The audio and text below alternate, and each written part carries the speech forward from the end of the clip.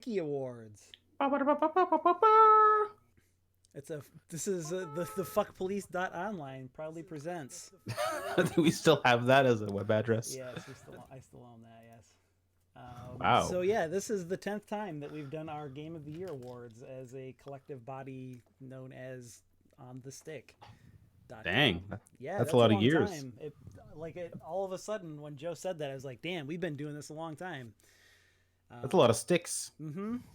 So basically, what we do is every year we just make our top 10 lists individually, and then we make a conglomeration of them and make a site podcast slash now stream top 10. Video extravaganza. It's a video extravaganza. You can see I made some special graphics even this time. It's very hmm exciting. So I don't know. Is there anything else that we need to say for setup, or shall we get into the runners up list? I just Joe think it wanted was a to really say some stuff about earlier. about Yes, I was earlier. very The quickly We're gonna reminisce about the original Stickie reminisce Award, about the just to see how far we've come in 10 when it years was less in terms of what subtly, was. certainly less prestigious than it is now. Yes, absolutely. So the original Sticky Awards, the top 10 games of 2010, according to the four of us, Oh boy. which was actually a top 12 because there was a tie, three-way tie for 10th. This, I don't want to spoil anything, but I think this may be the only year we've ever actually had a real top 10 that was Top 10 10. games. Yeah. Yeah. I think So one year we had like a top 15 or something like that also. Yeah, that sounds about right. We settled it in 2010. We settled it by the game that we actually decided was number 10 was on multiple people's lists, and the ones that were 10B and 10C were, as they were dubbed at the time, those were only on one person's list, which I'm or maybe it was they were on two and the number 10 was on three. I don't recall exactly. I listened to it like a week ago, but 10B and C were Bayonetta and Castlevania HD. Okay. Ooh, Bayonetta should have been Harmony higher, of Despair. but I hadn't played Bayonetta at that time, so. Yeah, Bayonetta probably should have been higher. But then we go, number 10 was Fallout New Vegas. Okay. Tie for 8 was Shank and Darksiders. Okay. Sure. Number 7 was VVV. Oh, hell yeah. Number 6 was StarCraft 2. Oh, yeah. That was to me. Yeah. That was definitely probably you. Mike had that at number 1, I'm gonna guess. I think so. We don't have the list anymore. Yeah. I don't think so because I'm pretty sure the number one was the game that 3 of us agreed on.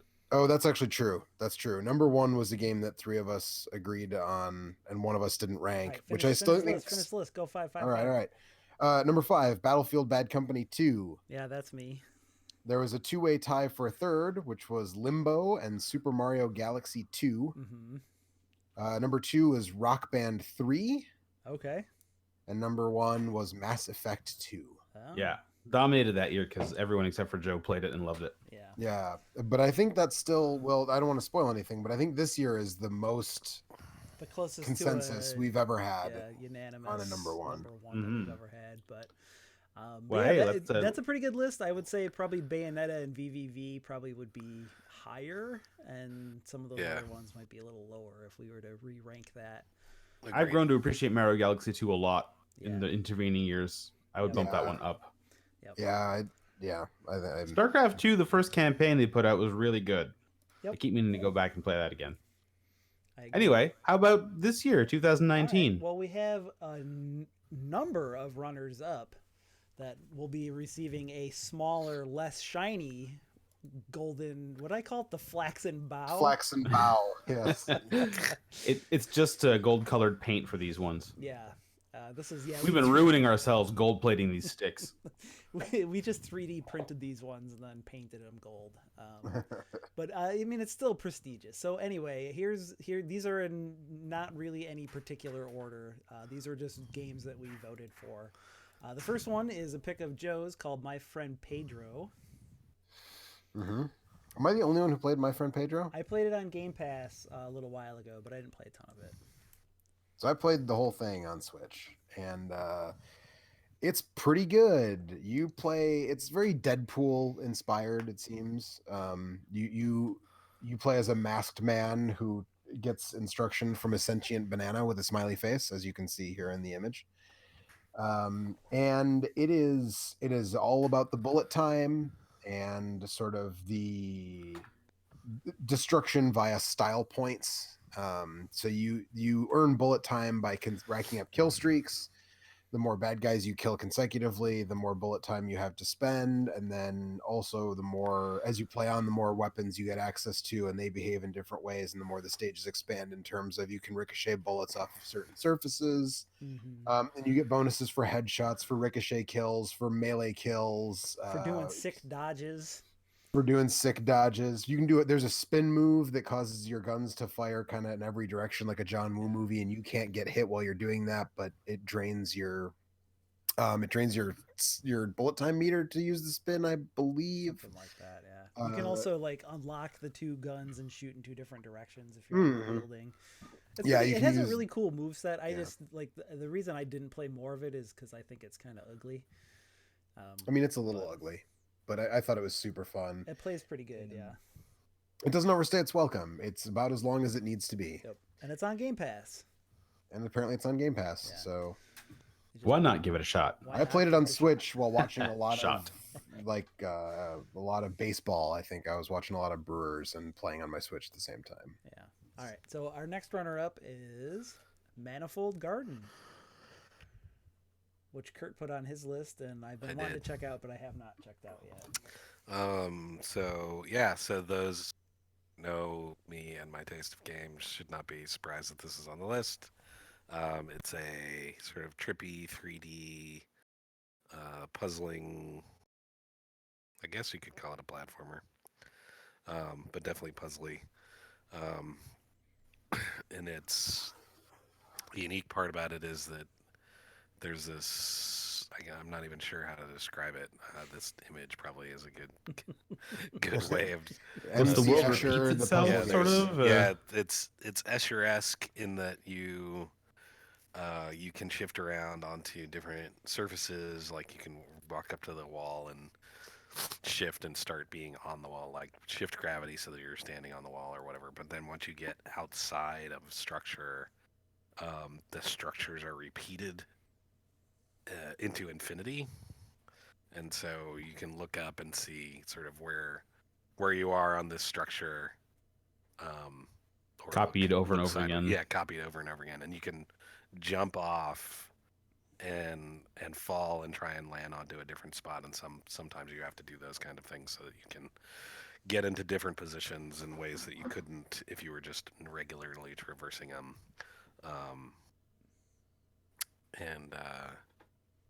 It's there's not a ton necessarily to say about it, but it's very very satisfying one of these kind of games for me. Yeah. The art style is really unique. What? I said it has a really cool aesthetic. Yeah, the aesthetic is terrific. Yeah.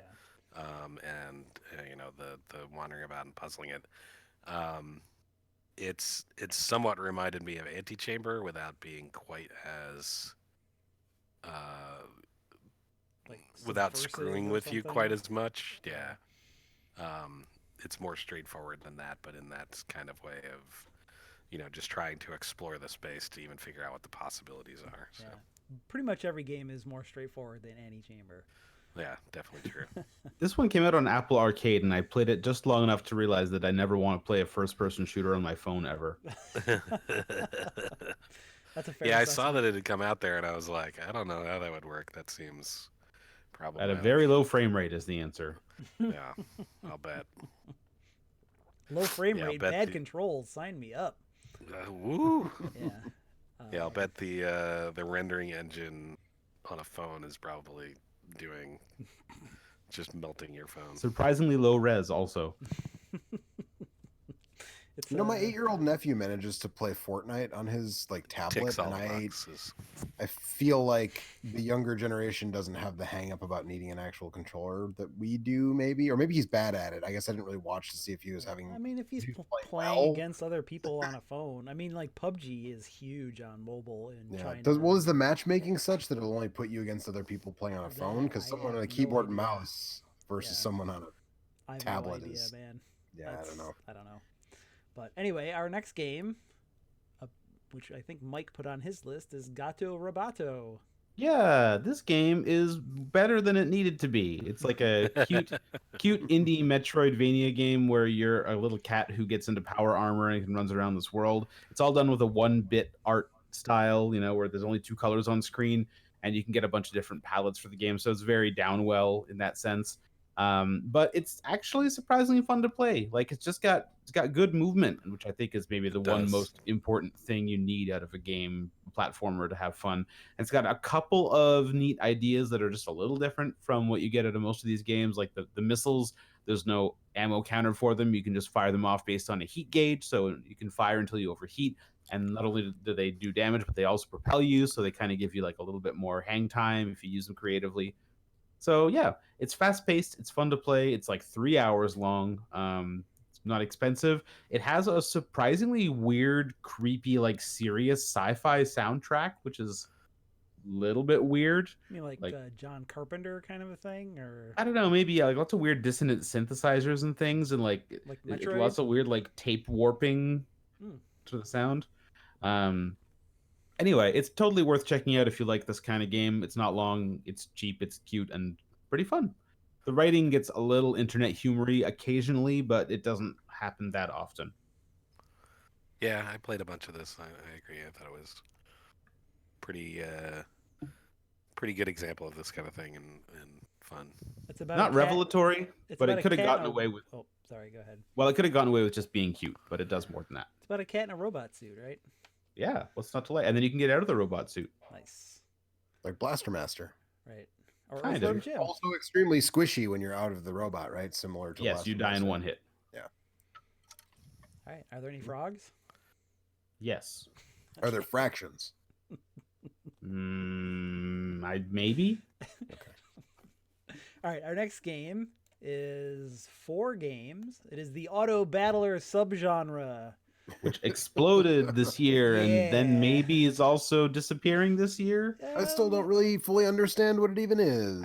I think at least 3 of these games are still in some kind of beta at this point. So anyway, back in like the back half of 2018, there was a mod for Dota 2 called Dota Auto Chess that was made by I think it was a mod team based in China. And it exploded in popularity. There was a point where that was more played than Dota 2 itself. And the team, they couldn't sell it because it was a mod for a Steam game. But they did make some money selling codes for like their weird candy in-game currency, like on eBay or something. But anyway, it's a weird subgenre of game where it's basically like high-level poker or blackjack, where it's all about you're like trying to like the games are like say like 20 minutes to 45 minutes depending on which version of the game that you're playing, and you start with a few gold, and the goal of the game is to buy hero units and make a team as you go along that is like has certain synergies, and if you collect 3 of the same piece, then you can upgrade the piece to a stronger version of the same thing. And then there's different tribes that all synergize with each other. All the games have like those basic rules in place, and then you fighting a random person. Usually most of these games I think have 8 players in a lobby, and your goal is to make the strongest team and be the last person alive.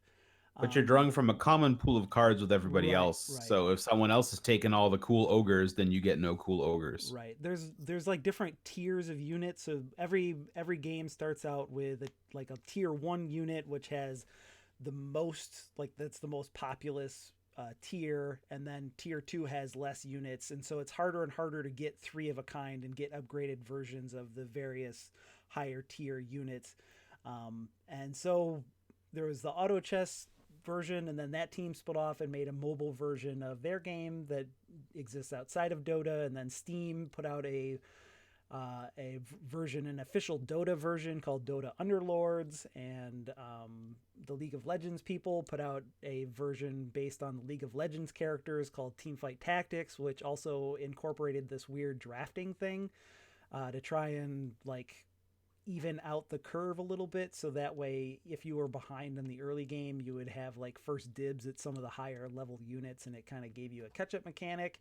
And then very late in the year, Hearthstone, Blizzard put out a version called Hearthstone Battlegrounds, which uses Hearthstone cards and is it's the fastest one. Those games only take 20 or 25 minutes, and there's only a few tribes, and it's very, very simple compared to the other ones, but um, it's also a little bit faster, and so it's like the one I think I ended up playing the most. But I played probably 20-ish hours of Auto Chest, Underlords, and Battlegrounds, and I only played a little bit of Teamfight Tactics. But all told, I probably put about 90 hours into this subgenre over the year, and it's like one of like across Twitch and Mixer, like these games are some of the most popular streams at the moment, because it is definitely all about like strategizing around probabilities, and it's like playing, like I said, like playing poker or blackjack or something. And a lot of people who are playing various Dotas or card games have all sort of jumped onto that bandwagon. And I think they're really fun. I also think that they're only fun as long as they're constantly being updated, because as soon as the meta sort of solidifies, it sort of stops being fun, because everybody's just chasing the same thing, and either you get the good units early or you don't, and so that kind of determines who wins and loses. But as long as they keep getting updated, I'll probably keep going back to them once in a while, especially the Hearthstone one, because that's when I can play on my phone when I'm at work, or during lunch break or whatever. But And for that reason, within a year or two, I'm pretty sure that there's going to be a maximum of 2 of these things left. yeah, if there's that many. I mean, different markets, I think, will support different versions of this, and so I don't know. We'll see how it all shakes out. But I don't see like 5 years from now this still being a really. I think this is a fad and not a trend, but we'll see. Our next game is 1980X. Oh man, you guys took my advice to play this, huh? No, I still haven't gotten around Not so to it. far. Sorry.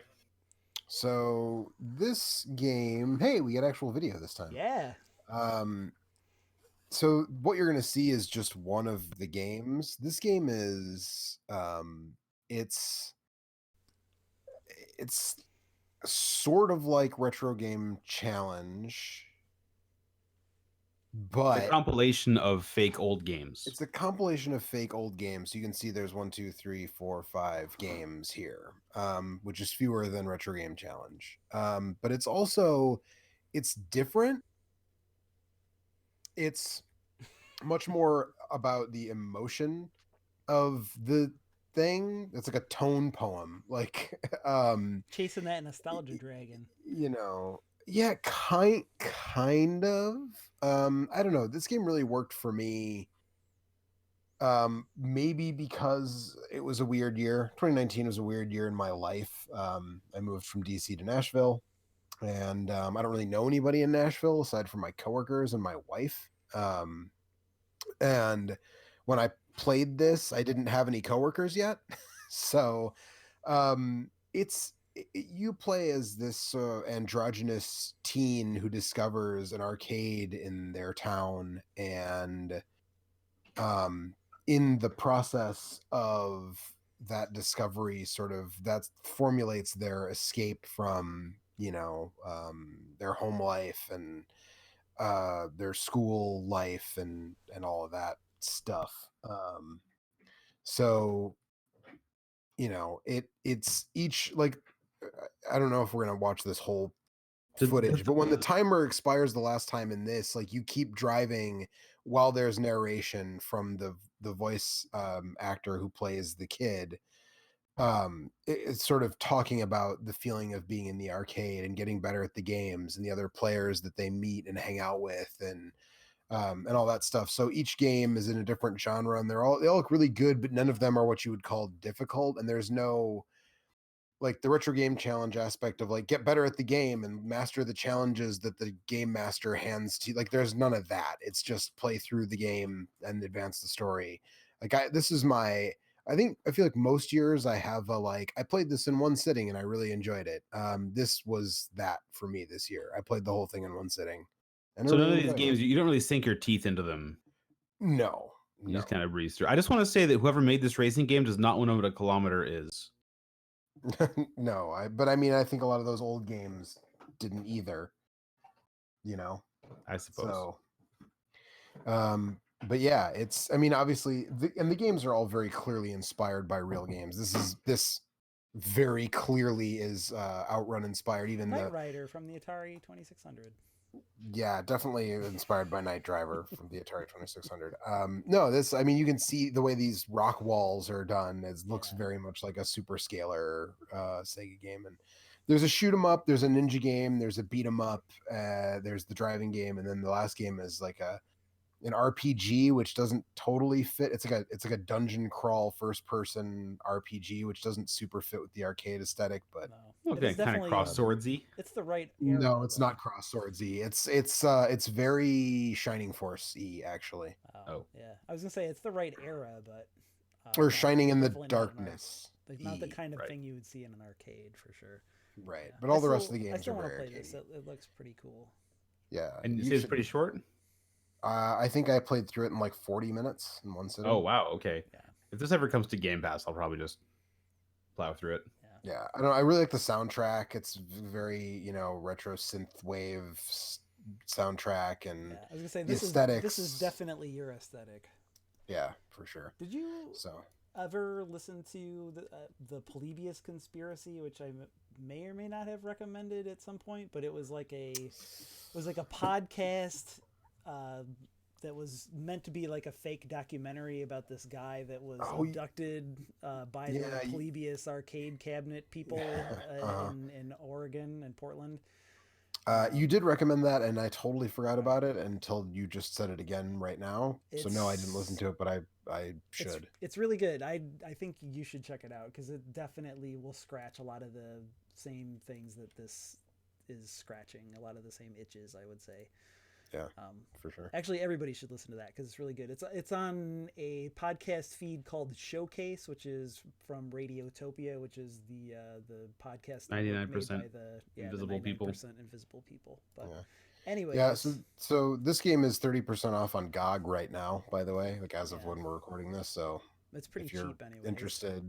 Yeah, it's not expensive to begin with, and it's a third off right now. So maybe check it out. I don't know. So our next game is also a Joe edition called Valfaris, although I played through most of this, and I think Kurt played a bunch of it as well. And I would like to, I just haven't gotten around to it. I did, yes. Yeah, man. So people compared this to Contra. Yeah, it's a bad which comp. Kind of get. Like, you're a dude and you're running and you're shooting things that are like gross alien looking things that explode into viscera. If you are as reductive as possible, it's kind of like Contra. It's kind of like Contra. It's actually more like those Euro. Actually, like it's more like a Turrican. Like or... Turrican. Blackthorn. Blackthorn.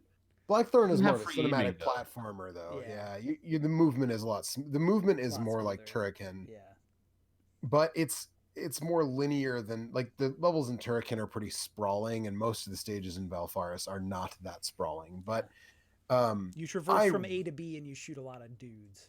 Yeah, or you kill them with your sword or your axe or whatever melee weapon you choose. I went with the sword because when you level it all the way up, you can use it to upgrade your. Like you have a temporary status effect that you can charge up your sword and it will make your attacks do more damage for like 15 seconds. That's pretty good. Which comes in super handy like on the last boss and the last couple bosses. But yeah, it's I missed one of the guns, which apparently is maybe some people say is the best gun. So but the gun that I used for most of the time is like a flamethrower that also like so this everything in this is like very metal influenced. The soundtrack is very is a very sort like of doom metal. The backgrounds are like something from a Dan Seagrave album cover. Yeah, and so it's everything is like, you know, I can't even remember the names of some of the items, but they all have these sort of overwrought, you know, sort of metal sounding names. And the gun I used was it shot blue flames, but when it did a certain amount of damage, it would let a wolf spirit escape, which would then like home in on any other enemies in the area. And by the time you've got it leveled up all the way, you're doing, you know, a steady stream of damage to anything it's touching, and also launching just like a metric fuck ton of wolf spirits into the air that are also doing damage to things. But there's, you know, you have 3 weapons at all times, which is cool. You've got your standard sidearm, which doesn't consume ammo at all. Then you've got your melee weapon, and then you've got a special weapon that consumes energy. Right. And that can be, those are hidden in the levels, and you have to find them. They're not. It's not like Contra where you're like picking up and using weapons and then disposing of them when you die or when you want to swap to something else. You have like an inventory of weapons, and then you pick which one you want to use. Yeah. The twist, and I'll wrap this up. This will be the last thing I say about it. The twist on it is that you get tokens to cash in for checkpoints, and there's a risk reward thing happening on 2 levels. So one, those tokens increase your life bar, and each stage that you finish, you can carry more of them. So in the beginning, I think you can only carry 6 or 7 at a time. By the end, you can carry like almost 20. I think 18 is where you max out at the very end. Right. Each one that you have in your inventory increases your life bar a little bit. Basically. Right. And so the more you have, the more health you have. Yeah, so you have to skip checkpoints because you usually only get as many as there are checkpoints. Sometimes if you go off the beaten path, you'll find an extra one. Yeah. But usually it's one token per checkpoint. So you have to skip checkpoints if you want to extend your life bar. But the other problem is you can only change your weapon or upgrade your weapons at checkpoints. And if the checkpoint isn't activated, you can't switch weapons and you can't upgrade weapons. So there's this sort of dual layer of risk reward and convenience with when do you want to cash in. Right. You have to be very strategic about where you set up a checkpoint. Yeah. It's usually like the best thing to do is just see how far you can get into a level without checkpointing, and then make your decision a little bit after the fact. But it's sort of, it forces you to do the Contra thing or the old school platformer thing where you have to like practice and get good at sections of levels. But it also means that if there's something that you like really struggled with or really hated, then there's usually a checkpoint after a mini boss or after a particularly difficult platforming section, and so then you can checkpoint after that and not have to do it again, which is really, it's a you gotta choose your battles. There were definitely parts where I had just checkpointed, but then the next section was just totally ridiculous, and you'd take 5 or 10 tries to get through that section, and I'd be like, I don't care, I'm using another token because I don't want to do that again. And then the amount of health that you lose isn't enough to, it's not like crippling or anything. It's just like it's more of a bonus than it is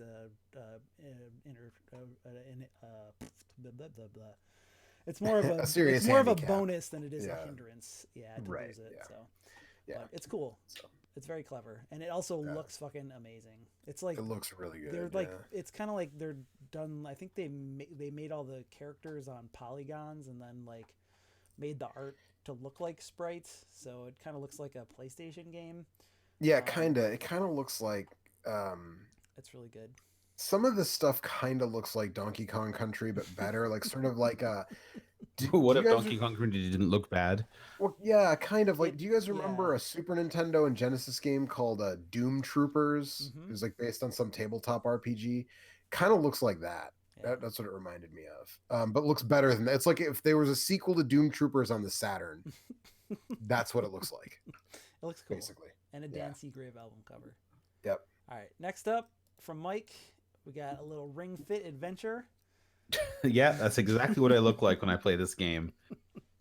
I think Ring Fit Adventure might actually be really good. It is really good. But in a way that it doesn't show its hand really quickly. Like I've been playing it maybe twice a week now since Christmas. And I've done maybe 13 or 14 sessions, and the game is still evolving. It's still adding new mechanics and new exercises and like new things that I can do with my character. And it's I get the impression that you don't really see the depths of it until you've sunk like maybe 20 hours into it or so.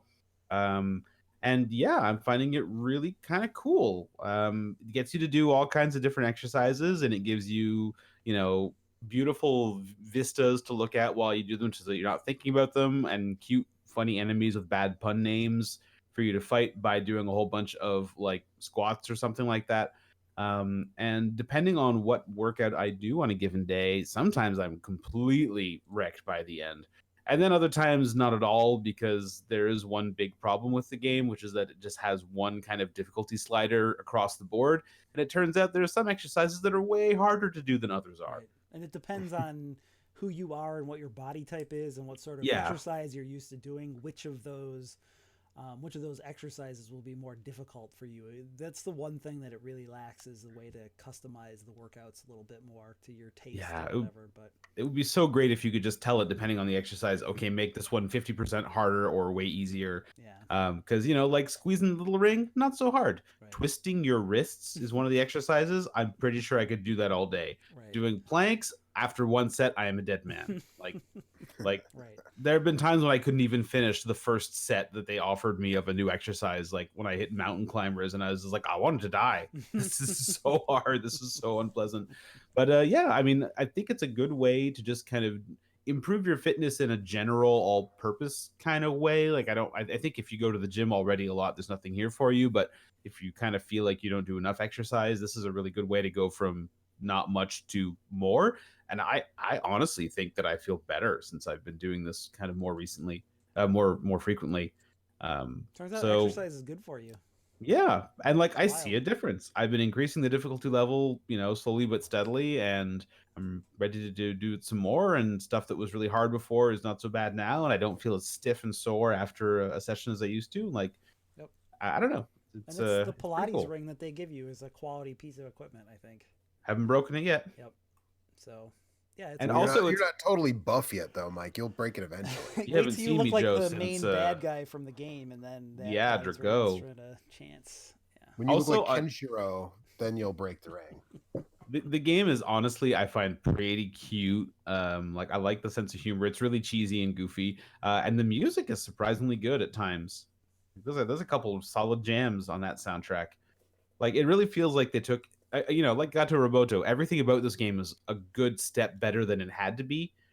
You know, because Nintendo's made wacky fitness games before. They had their Wii Fit balance boards, and you know, even all the Wii Sports stuff was kind of that to a certain extent. We It fit. really feels like they took it farther this time and more depth and more thought. Yeah, it's cool. I really like it a lot too.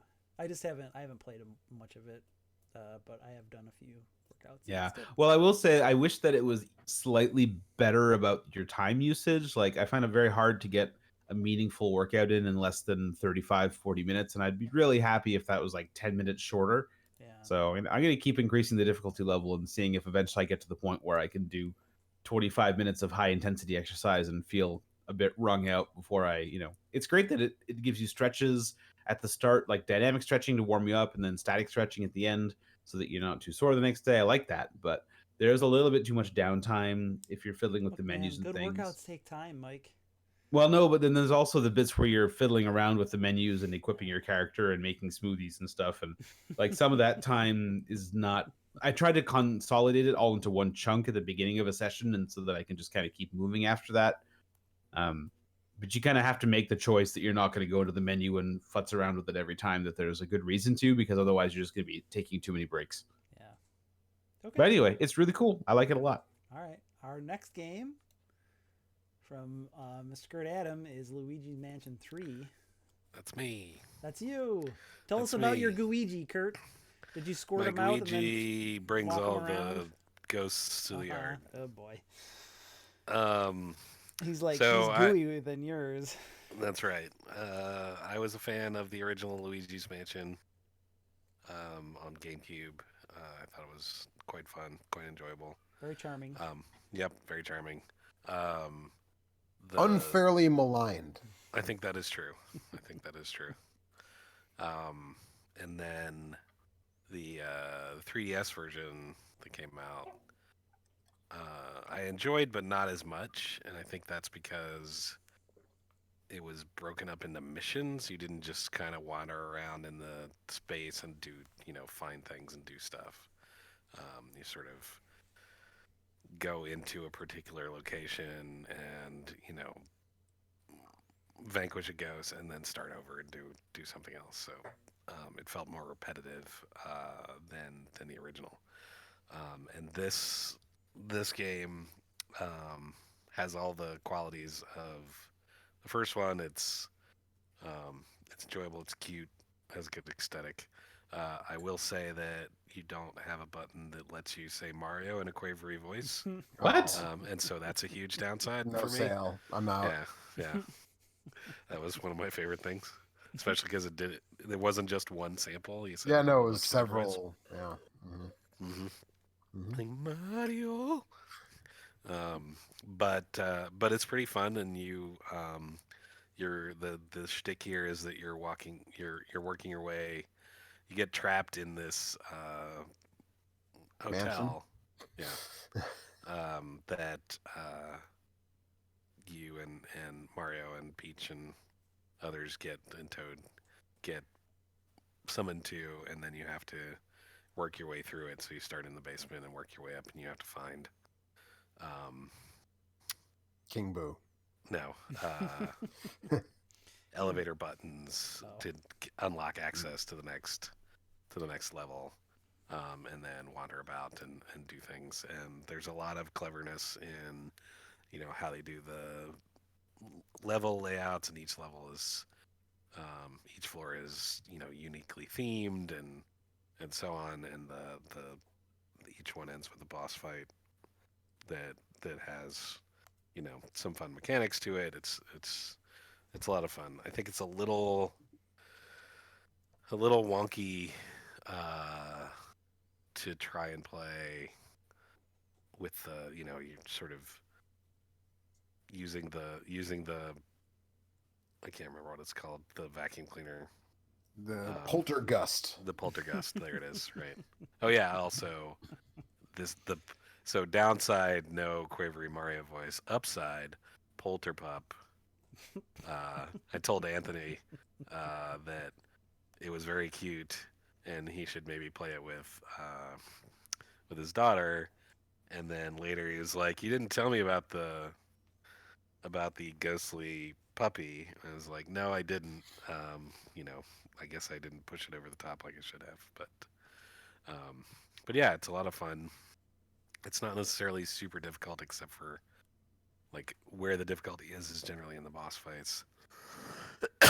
um, and like I said, that each floor is unique. Like one of them is a movie studio theme, and so there's different movie movie sets that you can walk around on, and you eventually have to do something where you actually enter the movie as it's being filmed, so that you can get stuff out of it and deal with things that are inside it. So you sort of work your way in and out as you're carrying things from one movie to another to solve the puzzles to get to the point where you can deal with the boss. And there's another one that's like a giant pyramid, and there's sand everywhere, and you can use the poltergust to push sand or pull sand. And there are different things you have to do, like you have to make a mound so that you can get up into another area, and eventually there you fight a boss that's using sand gusts and things like that to I have a question. whomp you. Yep. What happens when Guigi steps in the sand? So Does Guigi he has clump no up? problem with the sand. Okay. He does not clump up like you would have expected. um, Guigi is actually a pretty cool thing because you can create Guigi, and he Once or he twice a essentially day. gives you, yeah, exactly. He gives you a second set of controls, so you can sort of spawn him, go to like use the poltergust on something, and then switch over to Luigi and use it as well. In some puzzles, you need to have more than one more than one poltergust worth of. Got to do the double Of- suck. Yeah, exactly. Or there's things where you have to like hold something and then send him through um, to do stuff. And Some you can co-op doors. exactly. I've heard this is a pretty fun game to play co-op, especially if you have a kid of a certain age that's like old enough to understand 3D controls, but not quite old Right. enough to do it on their own. Especially because like Luigi dies really easily, but respawns really fast or something. Yeah. So I don't know. Yeah, he can't really take any damage, and he can't walk through water. Oh, okay. So as soon as he goes into water, he dissolves. So they use that to sort of gate things as well. Yeah. But yeah, it's fun. I want to check this out. This is something that I'd be more inclined to play, I think, if Nintendo ever put their games on sale.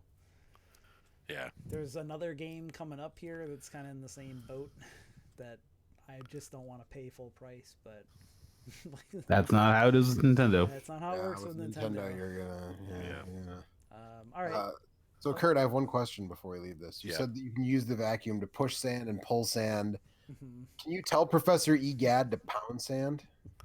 You can. He just doesn't seem to listen. No, well, all He right. doesn't understand the reference.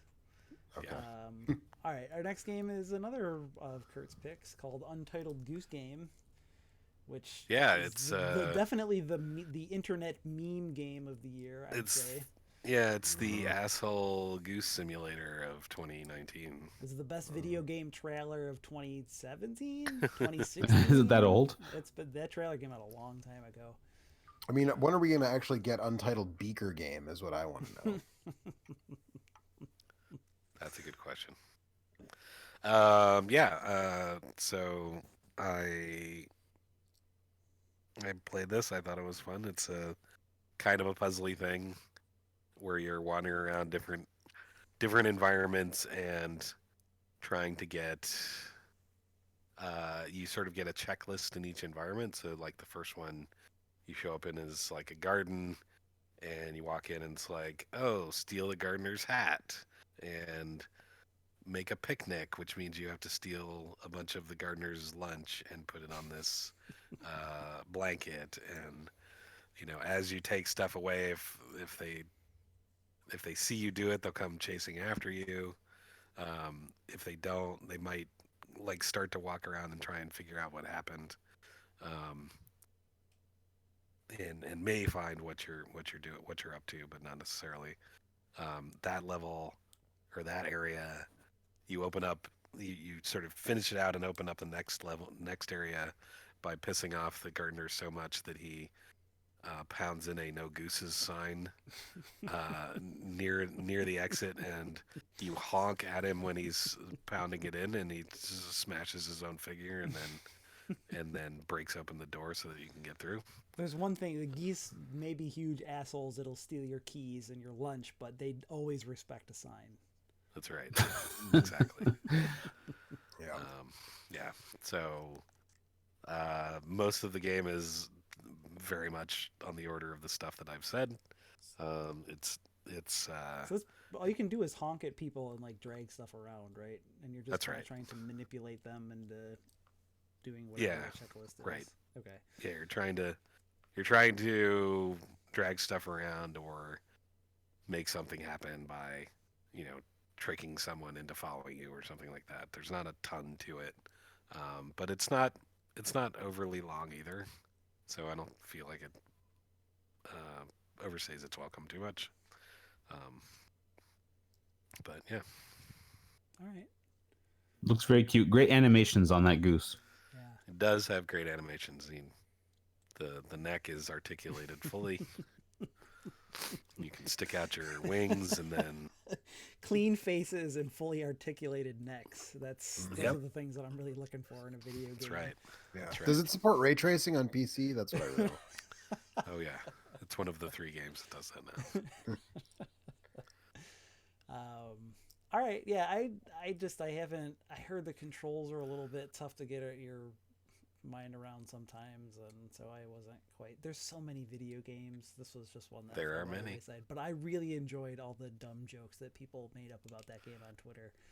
Yeah. It's That was just like pretty such good. a fun, innocent thing, and I was glad that that was the thing that kind of took off this year, and not something shittier. So that was fun. Yeah, exactly.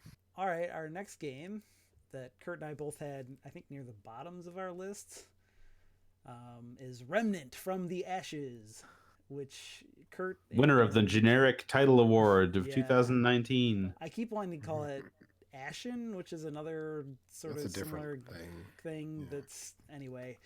So this Kurt and Anthony and I have been playing this co-op. We kind of been picking away at it over the last month and a half or so. This is a third-person shooter that borrows a lot of stuff from Dark Souls and also has it's not exactly procedurally generated levels, but it's like levels that are constructed like they're prefab level pieces, and then they kind of assemble them randomly when you go through the game. And so there's actually things that there's like it will roll you like 5 or 6 areas when there's like 8 or 9 of them to choose from, and so everybody's experience is slightly different. Like when I played through a bunch of the first area with Kurt and Anthony, and then I played through it a second time with our friend Alex, and I got some different bosses and saw some different areas. Found some different armor and some different weapons that are exclusive to those areas. So it kind of means that if you play through the game multiple times, it changes it up a little bit, which is kind of nice. But it's every boss that you defeat gives you like an item that you can use to craft a weapon or a special a weapon trinket mod or something like that. Yeah. Yeah. And And so there's that's go ahead. there's a store Mm-hmm. relevant to Mike's interests. Yep. I do love stores. I love crafting.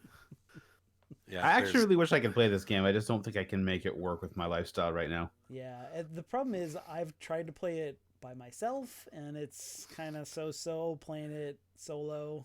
It definitely really shines in the co-op mode, even more so than any of the Souls games. This feels designed to be played with 2 or 3 people because agreed. like the save is tied to one person's game, but unlike the Souls games, you don't have to like summon people or whatever. They can just join your game whenever, and you can just play with them.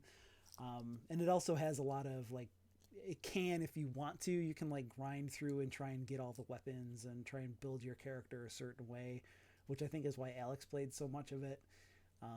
I think it's just it's kind of a budgety thing. It feels a little budget from time to time, but the shooting is good enough, and there's a lot of cool weapons, and I really like some of the weapon mods. There's like one that will summon like a couple of these little roly-poly guys that'll roll around as your crew and kind of like hit guys with swords or tank damage for you.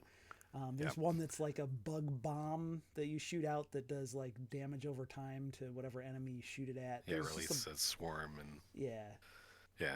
The boss fights are really good.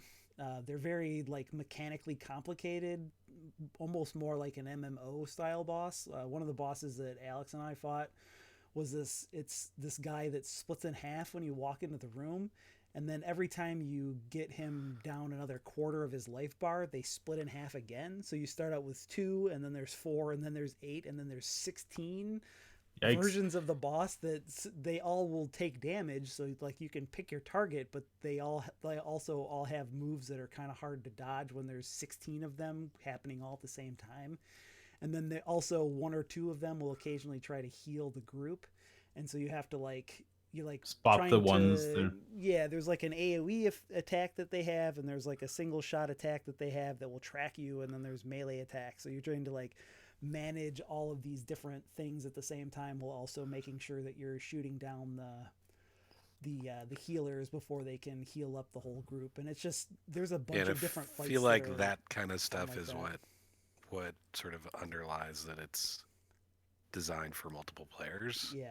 Because that would just get ridiculously hectic. Although Alex said we were playing this one boss where you're on a bridge and there's a floating boss on one side and then a second one spawns on the other side. And he said when he was doing it by himself, only one boss attacked at a time, whereas when we were doing it with the 3 of us, both were attacking, which made it incredibly difficult to Yeah. to manage. Yeah, it also scales the damage and the boss's HP up quite a bit, I think, when you're in co-op mode. Yeah. But it's a really, like, for a game that was like $40 when it came out. Like, this is like the weird B game that nobody makes anymore. And Yeah, agreed. it's a really fun thing, especially if you can play it co-op. I highly recommend it in that particular mode. Anyway, next up is Devil May Cry 5, which Joe put on his list, I think. I did. Am I the only one who even played it? You are the only think one that so. played it. Too many games, man. It looks cool. There are too many games. I think it's on sale man. right now. I was eyeballing it, but I don't know if I have time to play it right now. So I'm really loving this Capcom Redemption arc. There It's been a good 2 years for them. Yeah, there was a real dark time like 3 or 4 years ago. It's like, is Capcom all done with? Is that it for Capcom? Yeah. Street Fighter 5 was not that long ago. It was right before Inafune left. And then when Inafune left, everyone was like, well, that's it. And it turns out like maybe he was the problem. Because he was the one who was making this big push for Western style games. Like I went back, I did a video on Bionic Commando last year, and I went back and looked at some of his interviews. And he's all about like, oh, Japan is falling behind and nobody wants Japanese, everybody wants, American style, Western style games, and Japan has to learn to keep up. And I think it turns out that was like a pretty horrendous miscalculation on his part. And he was sort of in charge at that point before he left. Because Bionic Commando 2009 is a disaster. Right. Like I still hate that game. Now I didn't much care for Devil May Cry 4. A lot of people really didn't like the Ninja Theory one, which I actually did quite like the Ninja Theory one, but that was not Capcom internally. That was Ninja Theory. That game's fucking great though. Yeah, but Resident Evil was in a bad spot. Resident Evil 6, man. Remember when we played that? Yes. Oh man. Holy shit. Yeah. So I was reminded the other day that Operation Raccoon City and Umbrella whatever. Oh, yeah. That's not the same game. Those are two different Chronicles. games. No, not Chronicles. That's the Lycan shooter. Umbrella something. Yeah. Anyway, yeah, it doesn't Umbrella matter. Squad or something like that. Like they're like two squad-based shooter Resident Evil games, but they're not the same game. Yeah. They made two of those like in a 3 or 4 year period. There was a dark period there from like 2009 to like 2017-ish where a good like portion of the Capcom previous was generation kind of heading in the same tank that Konami was in. It kind of felt like that for a while. Like the Street Fighter V DLC stuff was real bad. They weren't going to do any more Mega Man stuff. They were like the few good games that they made, they were outsourcing. Resident Evil was in a terrible place, and then like Resident Evil 7 came out, and that most recent Mega Man game came out. Mega Man and 11. they were good, and it seems like this game is also good. Resident Evil 2, which we'll talk about more later, but this game also is a return to form, and you're going to see here in a second.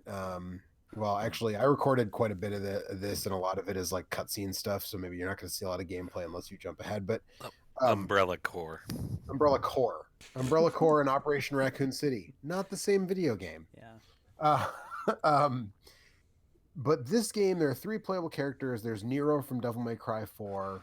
There's a new character named V, who there's like if you care about the story of Devil May Cry, which it's so hard to follow, I don't know how you could. Played by Jeff Hardy, obviously. I don't. Yeah, the Nero.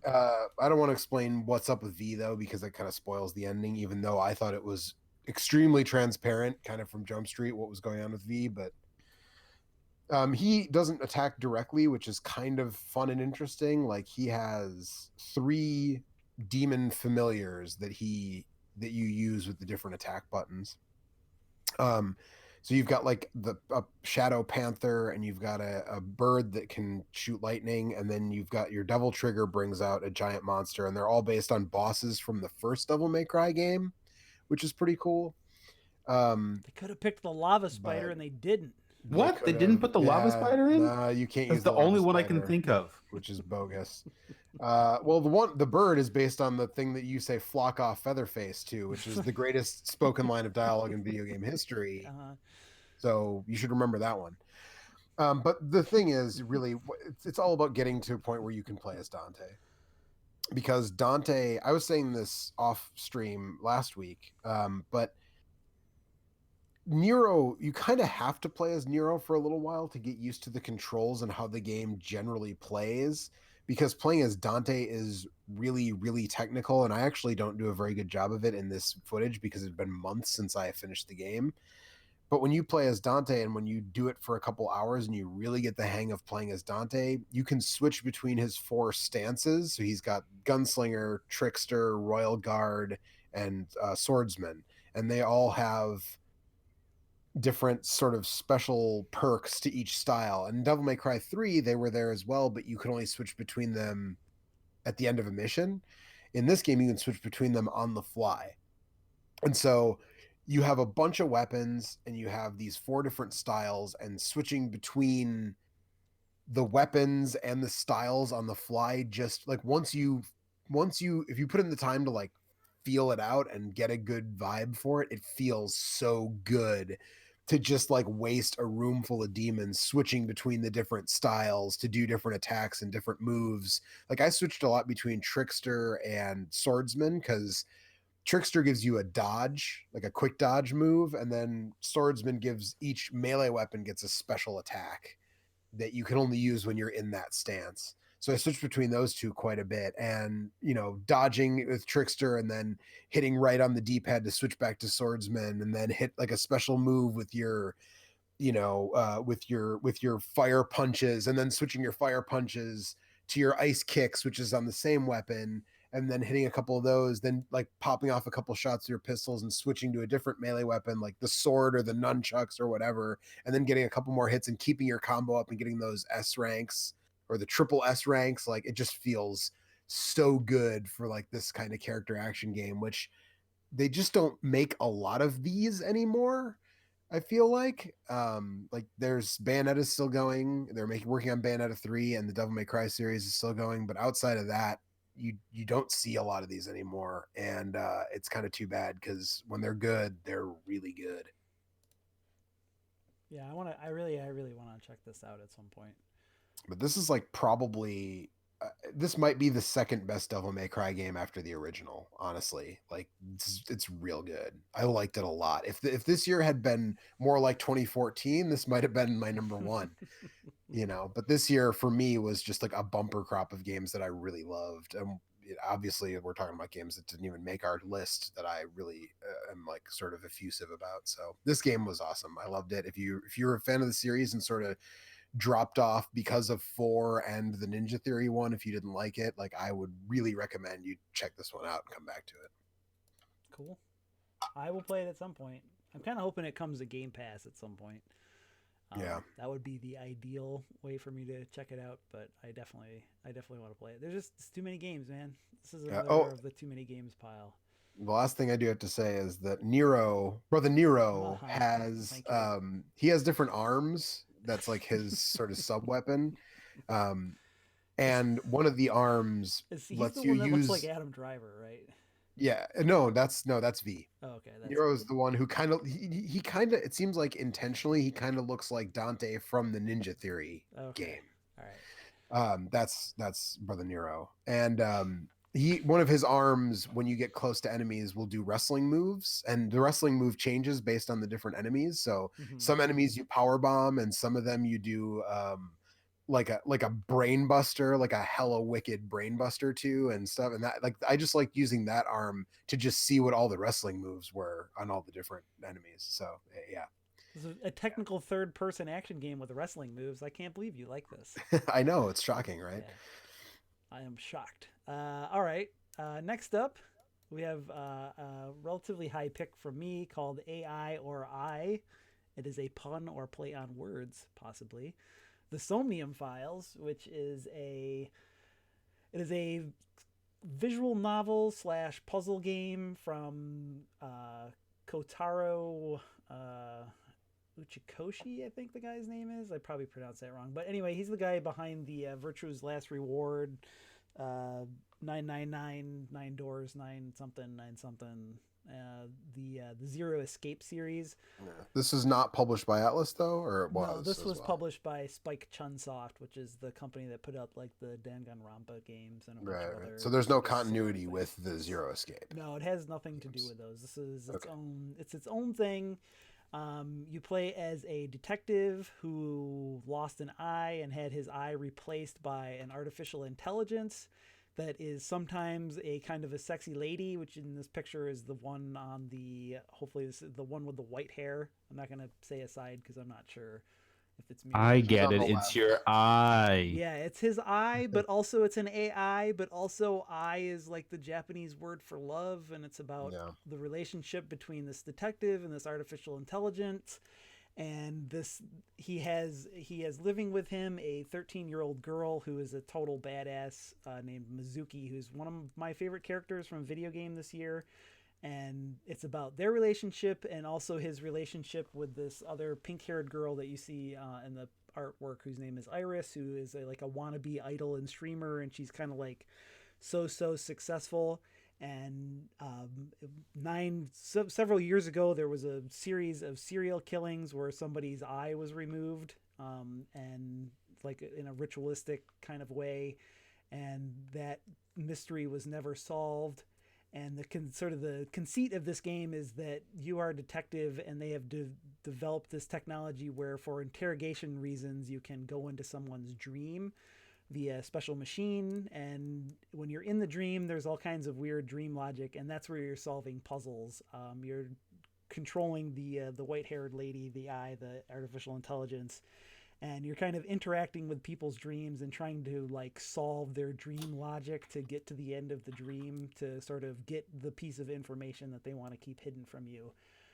And like Danganronpa or the Phoenix Wright games, like those puzzle sections kind of break up the rest of the game, which is just you talking to characters and trying to solve mysteries.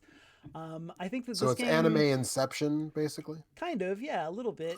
And because it's from the VLR guy, it also has a bunch of branching paths. So like there'll be places, there's like a big chart that has like a bunch of different cracks in the thing that kind of like has different versions of the story, and each one of those versions has its own ending. And then when you've seen all of those, then you can do the special thing you need to do to get the actual true ending. I think that for the most part, I think that the writing in this game is quite a bit better than any of the Zero Escape games. Really? I think when this game is at its best, especially when it's dealing with the relationship between the main character and Mizuki, it's like really touching and really surprisingly well done. I think that it's also like it sort of relies on a lot of like cheap, like, oh, look at all these characters are so horny kind of thing.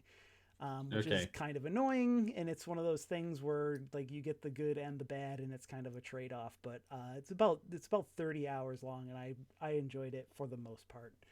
I was able to. I think that all of the characters are equally horny in a way that seems sort of sex positive and not quite so scummy as a lot of Japanese games. There's also, it's not one way. It's not just men creeping on girls the whole time. Yeah, it's kind of like two-sided, but also like the girls are calling the guys out in a way that is pretty. It is self-aware of what it is doing in a way that sort of makes it, if not like something that I enjoy, at least something that I can like ignore for the most part. And also like the characters that sort of need to be protected are protected. There's also there's like a weird trans stereotype in the game, but the game also acknowledges her as being trans, and like that's just like a cool thing that the characters are all cool with. And there's actually like a scene where your character has his little ward with him, and he's like, "Are you cool with this?" And she's like, "Actually, like LGBTQ community is like an important part of our culture, and we should appreciate them." And that was a really positive thing for one of these games, especially like from like the Danganronpa games, which have a real spotty history, or the Phoenix Wright series also has a real spotty history and that kind of stuff. So for one of these games to just like be bold about saying like this is good and cool, and apparently it's the same in the English and Japanese version. So Good on them for at least making some lip service toward that.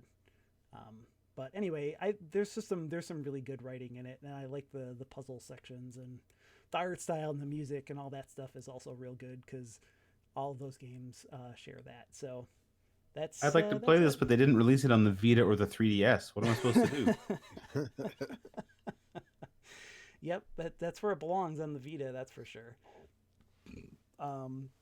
Anyway, I cried like 3 or 4 times at some of the more touching scenes. There's some really good stuff, especially in some of the dream sequences. But anyway, that's the Somnium File. Also, triple pun in the title. I mean, I'm fucking in on that. That's a lot of pun. That's a lot of pun. That's the rare triple entendre. Yeah. This game is a lot of pun. All right, next up we have the remake of The Legend of Zelda: Link's Awakening.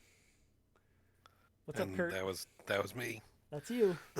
Excuse me. Yeah, the original Link's Awakening is one of my favorite Zelda games, and this was that, but updated.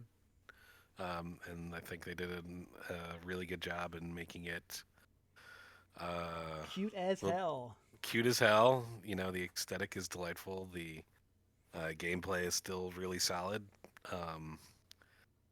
And it's I didn't have, you know, a lot of people were complaining about performance and all that stuff. I didn't feel like I had as much of a problem with it as other people do. I don't know if I'm just less sensitive to it or I was just delighted enough. I think with it people on the being internet existing. make much too big of a deal out of a lot of that stuff because I agree. we'll talk about a game later that I played on a vanilla PS4 and people were like, it's got performance issues. And I'm like, okay.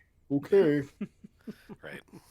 In one very specific set of circumstances where you can completely ignore it and it is not a factor whatsoever in gameplay. Right. Exactly. I guess that's true. Yeah. So I think it's just people make too much of that shit. Yeah, agreed. But you know, it's a really clever Zelda game, and it has a great aesthetic, and it's a blast to play.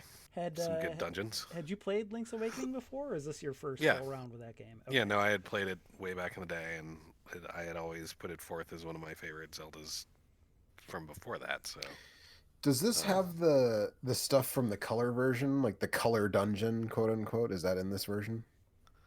I don't think so. Because I'd always heard, I recently played it for the first, not this version, the original version, for the first time. I didn't finish it, but I played more than half of it, and everybody told me that if I could play the original black and white version, which was the version I had on hand anyways, that it was better because the stuff they added to the color version is kind of feels superfluous and like not super great. So that I was just curious. Right. Yeah, but I don't have a lot to say about that. Okay. It's that Aside game. from that, yeah. I feel like I should play this because my biggest problem with the Game Boy version is that you are constantly going into the menu to switch your items because there's only 2 action buttons on a Game Boy. And so it's like, Right. well, if I want to make a running jump, I have to have the rock feather and the Pegasus boots equipped. But then as soon as I make that jump, if I want to fight something, I have to go back into the menu and switch one of those things to my sword. Right, exactly. And then if I want to do something else, I have to switch the other thing to the bomb, and I have to do, and like especially in the dungeons where as you go on and you're using more of your previously collected items in single dungeons, it turns into like menu usage, the video game, which really kind of turned me off. But it seems like a lot of that stuff is now mapped to different buttons. Yep. In this version. So I think I need to check this one out. Agreed. Sounds I also fun. like the Weebles aesthetic that they went with for. Yeah. Did you say Weebles or like Weebles Abominable wobble, Snowman? but they don't fall down. Kind of like Rudolph the Red-Nosed Reindeer. Kind of looks like a Rankin Bass. He does look in this picture. He does look a little bit like the.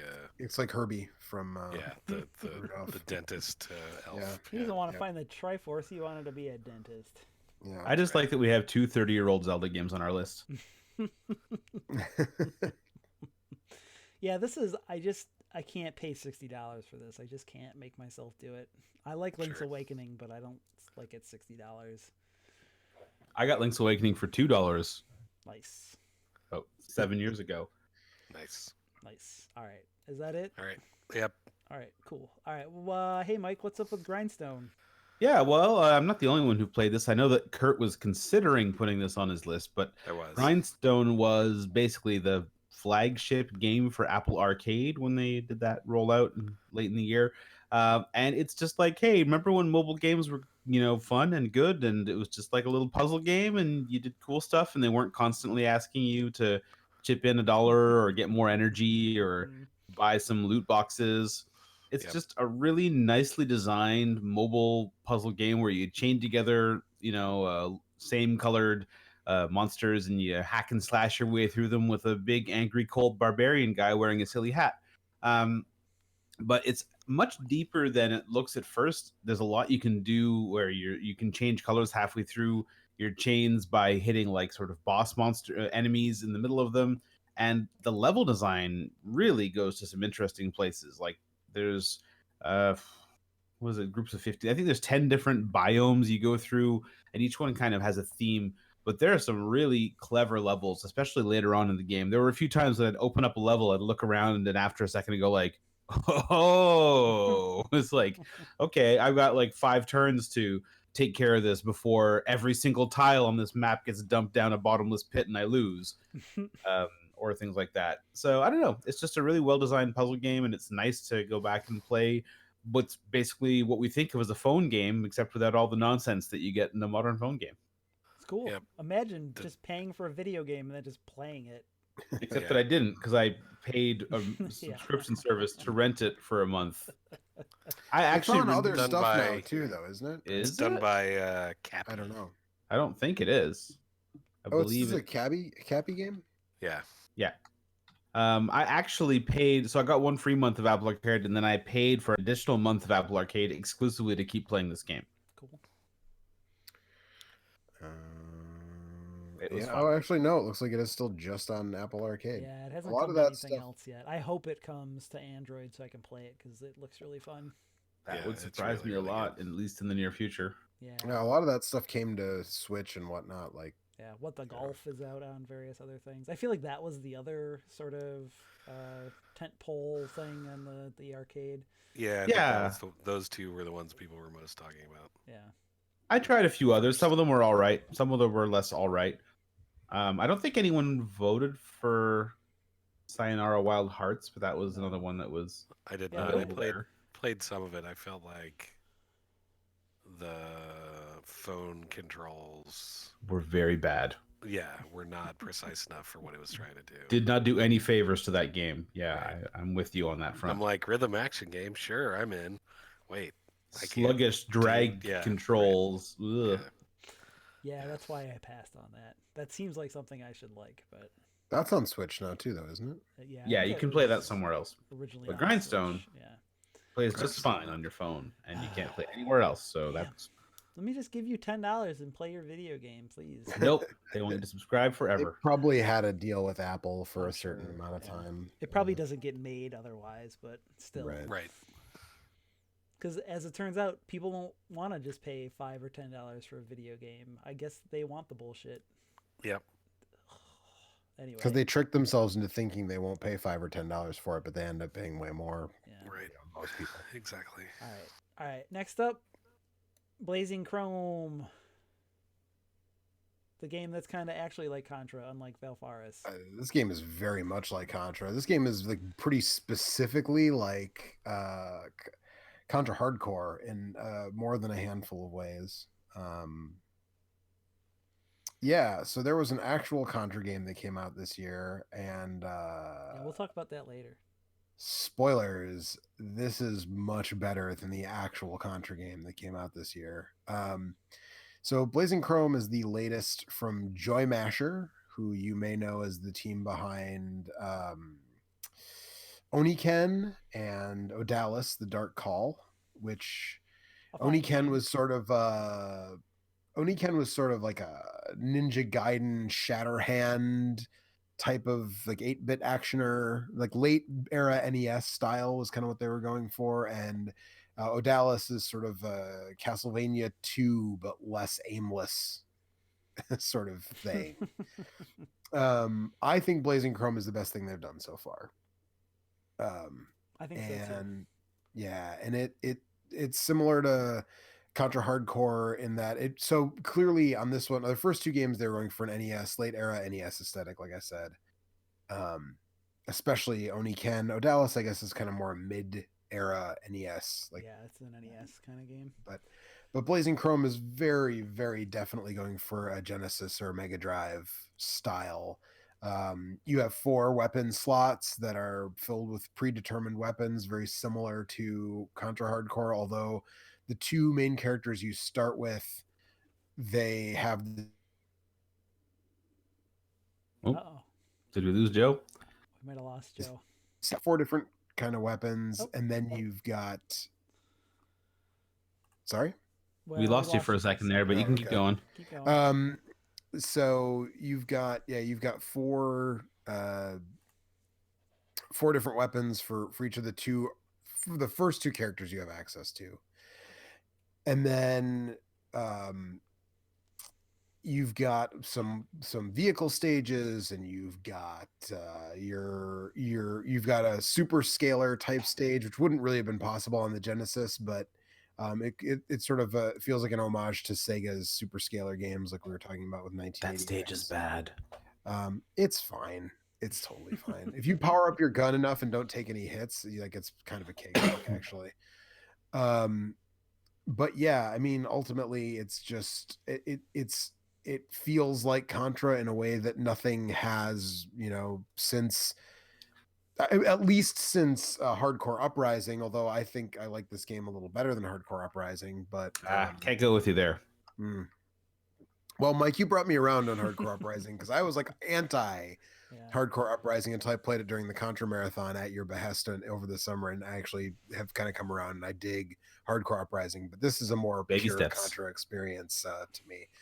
But then what's cool is when you beat the game once, you unlock 2 more characters who use melee attacks and have like a Mega Man style charge shot, but their default attack is a melee, and they get no power ups. I mean, they can get the sort of there's these peripheral sort of bot characters that you get that either they'll attack for you, or they'll make you faster, and you can do a double jump when you have the speed one, or there's one that will just give you extra hits, Soak up a few hits, soak up the 3 hits. They can still get those, but in terms of the actual weapon pickups, they don't get, which means they're always fully powered. If you lose a life, you come back and you have the same capabilities, but it really sort of fundamentally changes how the game is played and what the best strategies are for taking on the bosses. And so I played it through twice back to back with the default characters and then with one of the unlocks. And I've really been meaning to go back and play it on the arcade difficulty, which limits your continues and takes away some of the checkpoints and stuff, but I haven't had a chance to do that yet. But yeah, this is, if you're looking for Contra and Rogue Core didn't do it for you, this game is like it's extremely lovingly made. Like, yeah, they put a lot of work into all the graphics and different stages and the cool gimmicks and things. I think Eric and I maybe have the same complaint, which is that we don't love the weapon loadouts. The weapons for the characters were pretty lame, which is a kind of a key component of a good Contra, in my opinion. Yeah, but half the weapons are they're situational, which is not. I don't love that. They're almost all like high damage weapons with a small area of effect. Right. Yeah. Whereas when I'm playing Contra, I want a spread gun. I want a laser spread gun that homes in on enemies. Hell yeah. Yeah, and they have like slow fire rates for some of those weapons also. Yeah. Which is not my favorite, especially like when you compare it to original Contra or Contra Hardcore, which has just a crazy amount of really cool weapons. That was the one thing that I thought this game was kind of lacking, but I feel like it's beautiful, and it's like the levels are pretty well designed and everything. So. Yeah, it's a fun ride. I played through it once on Game Pass and thought it was cool, but I didn't really want to go back to it again because of the weapons. Yep. I think you would actually enjoy playing it through with one of the unlocked characters. I started, but I wasn't really vibing on them. Okay. I don't know. Right. All right. I got a lot of Contra games I haven't played. not the same situation as you. All right. Well, fair enough. Okay. Our final runner-up, well, I guess there's one more, but I'll put that in a special category, is Apex Legends, which was one of my I don't know, is this top 5 for me, top 6, something like that. Yeah, Blazing this Chrome is- was top 5 for me, so that's Right. that's where we're This is at number, now. This is number 5 for me. This is a battle royale game from Respawn Entertainment, Starring Billie Eilish. yeah, starring Billie Eilish. So this is one of those games, you know, like the PUBG and the Fortnite, except it's made by Respawn and it has different heroes in it, and the heroes all have different, like they all have a skill and an ultimate maneuver. In the case of the guy that I'm playing, as you can see here, I won my previous game before I recorded this footage, so I was pretty proud of that. I've won quite a few of these games. But anyway, so the guy I'm playing here has a grapple hook that you can use. It's on like a 7-second cooldown. You can just like grapple to a thing and then you can use it to gain momentum and move really fast or get to a point that the rest of your team can't get to. And then he also has his ult is like a grapple line that you can shoot to a thing and then slide up, so you can move like really fast across the map or get to a high like move your whole team to high ground or something. And all the characters have different either movement abilities or like some of them have like a missile thing that they can shoot out. It's pretty basic. It's a 3-player thing. The teams are 3 players as opposed to PUBG and Fortnite, which are both 4-player games generally. It's also 60 people, I think, per game instead of 100. The maps are a little smaller. But I think this is far and away the best playing Battle Royale game. I would have said that about the Call of Duty Battle Royale from last year. But this one is... But that game, like, the map just wasn't very good, and the thing was kind of boring. But this game just, it feels so fucking good to play. It has such great guns. Like, all the guns feel different. There's like 4 or 5 It's a different Respawn kinds game, of, right? Yeah, it's a Respawn game. So it's, you know, the Call of Duty people or the Titanfall people. And it's actually all the same guns from Titanfall. Did you ever go back and play Titanfall 2? I still haven't, but I need to at some point. But it's just, there's a bunch of different ammo types and there's a bunch of different like guns that are all related to the ammo types. And It's a free-to-play thing, right? it's free to play. It has a battle pass like all these games do. That's like $20 per season. Each season's like 3 months long or whatever. This is the second map. I played like 115 hours of this game and I had a fucking amazing time with it. And that's all there is to it. I think this is the objectively best one of these that there is. Even though I had more fun with PUBG because it's so fucking busted in so many fun ways. Oh, yeah. PUBG was an adventure. Yeah, this is a video game. This game doesn't have like the crazy motorcycle antics that game had, but it's still fucking great. It's a great time. And the role playing of PUBG. Yeah, there is no mayor of Pachinki in this. We're all gonna squat up and go to the prison in the corner of the map, even though that makes no sense. But I like all the characters and all the powers and stuff. Is really fun. And then our final runner-up, I'll say this is our number 11 game of the year, is Heave Ho, which we all played at Extra Life about a month ago. Here's some footage of us playing this. Drunk on lack of sleep. Yeah, this game is a total fucking disaster nightmare. It is a clusterfuck simulator where the controls are very basic. You can play it pretty easily with just a Joy-Con, where you control these guys, these weird monstrosities that are just a head with arms, and you have 2 buttons that make your arms grab things, one tied to the right side, one tied to the left side, and then your control stick swings your arms around. And it is a traversal game where you are trying to use those crazy controls to get from one side of the map to the other. And you can play 4 players and stick together, and you try to work together to collect the coin and get to the other side of the map. And regardless of if you're tired or fresh, it is really, really difficult to coordinate. And the easiest looking things can be very hard. Yeah. I had so much fun playing this with you guys. It really, definitely one of the highlights of the year. Yeah. Way to rub it in. Hey, it's Anthony. Hey, man, you could have decided been not there. to come, Hi. Anthony. You were invited. It felt like a pity invite. It was, but you know, You still could have come. Hi, Anthony. you could have dropped How is us all that down the different than hole all and the onto the other spikes invites? over and over again. That could have been your Could blood. have and Actually, would have. playing this game with Anthony would have ended in blows. I think fisticuffs would have. Yeah. So anyway, Mhm. that's Heave-Ho. I don't know if you guys have anything else you want to add, but it's a chaos. I think it It's speaks for pure itself chaos. pretty well. Yeah. It really does. You have to experience it with 4 players or watch somebody play it with 4 players. Here we go. This is gonna work. This plan. Definitely, this is definitely gonna work. But the coin. My favorite thing is that the coin, like the game, would not be that difficult if we weren't obsessed with always getting the damn coin. That's how you get all these cool outfits. That's that how we you get all the unlocked. outfits. Oh yeah, so worth it. Yeah, The you don't get to incentive is be- there. You don't get to be a king or a lumberjack if you don't get the coin. Yeah, That looks like right. Mega Man to me. I sure forget it's what not. Like, that's like supposed a to jester or be. something like The or- blue guy No, is a it's like character from a robot thing game. or something. Yeah. Oh. I forget what. Yeah, Anyways, it's called is, Mega Man. is he a snow bro? 2. maybe. Yeah. Yes, It's one he's of those Nick or climbers. Tom. Jack Anyway. Frost. One. This game is like $10 or $15 on Switch, and if you have a crew of people that you like to play games with, you fucking need to buy this. It's a game. no-brainer. Yeah, You got to do it. Yep. 100%. Is it only on Switch? It's only on. Oh Switch. no, is it? Yeah, it's only on Switch right now. Oh. It Pretty sure.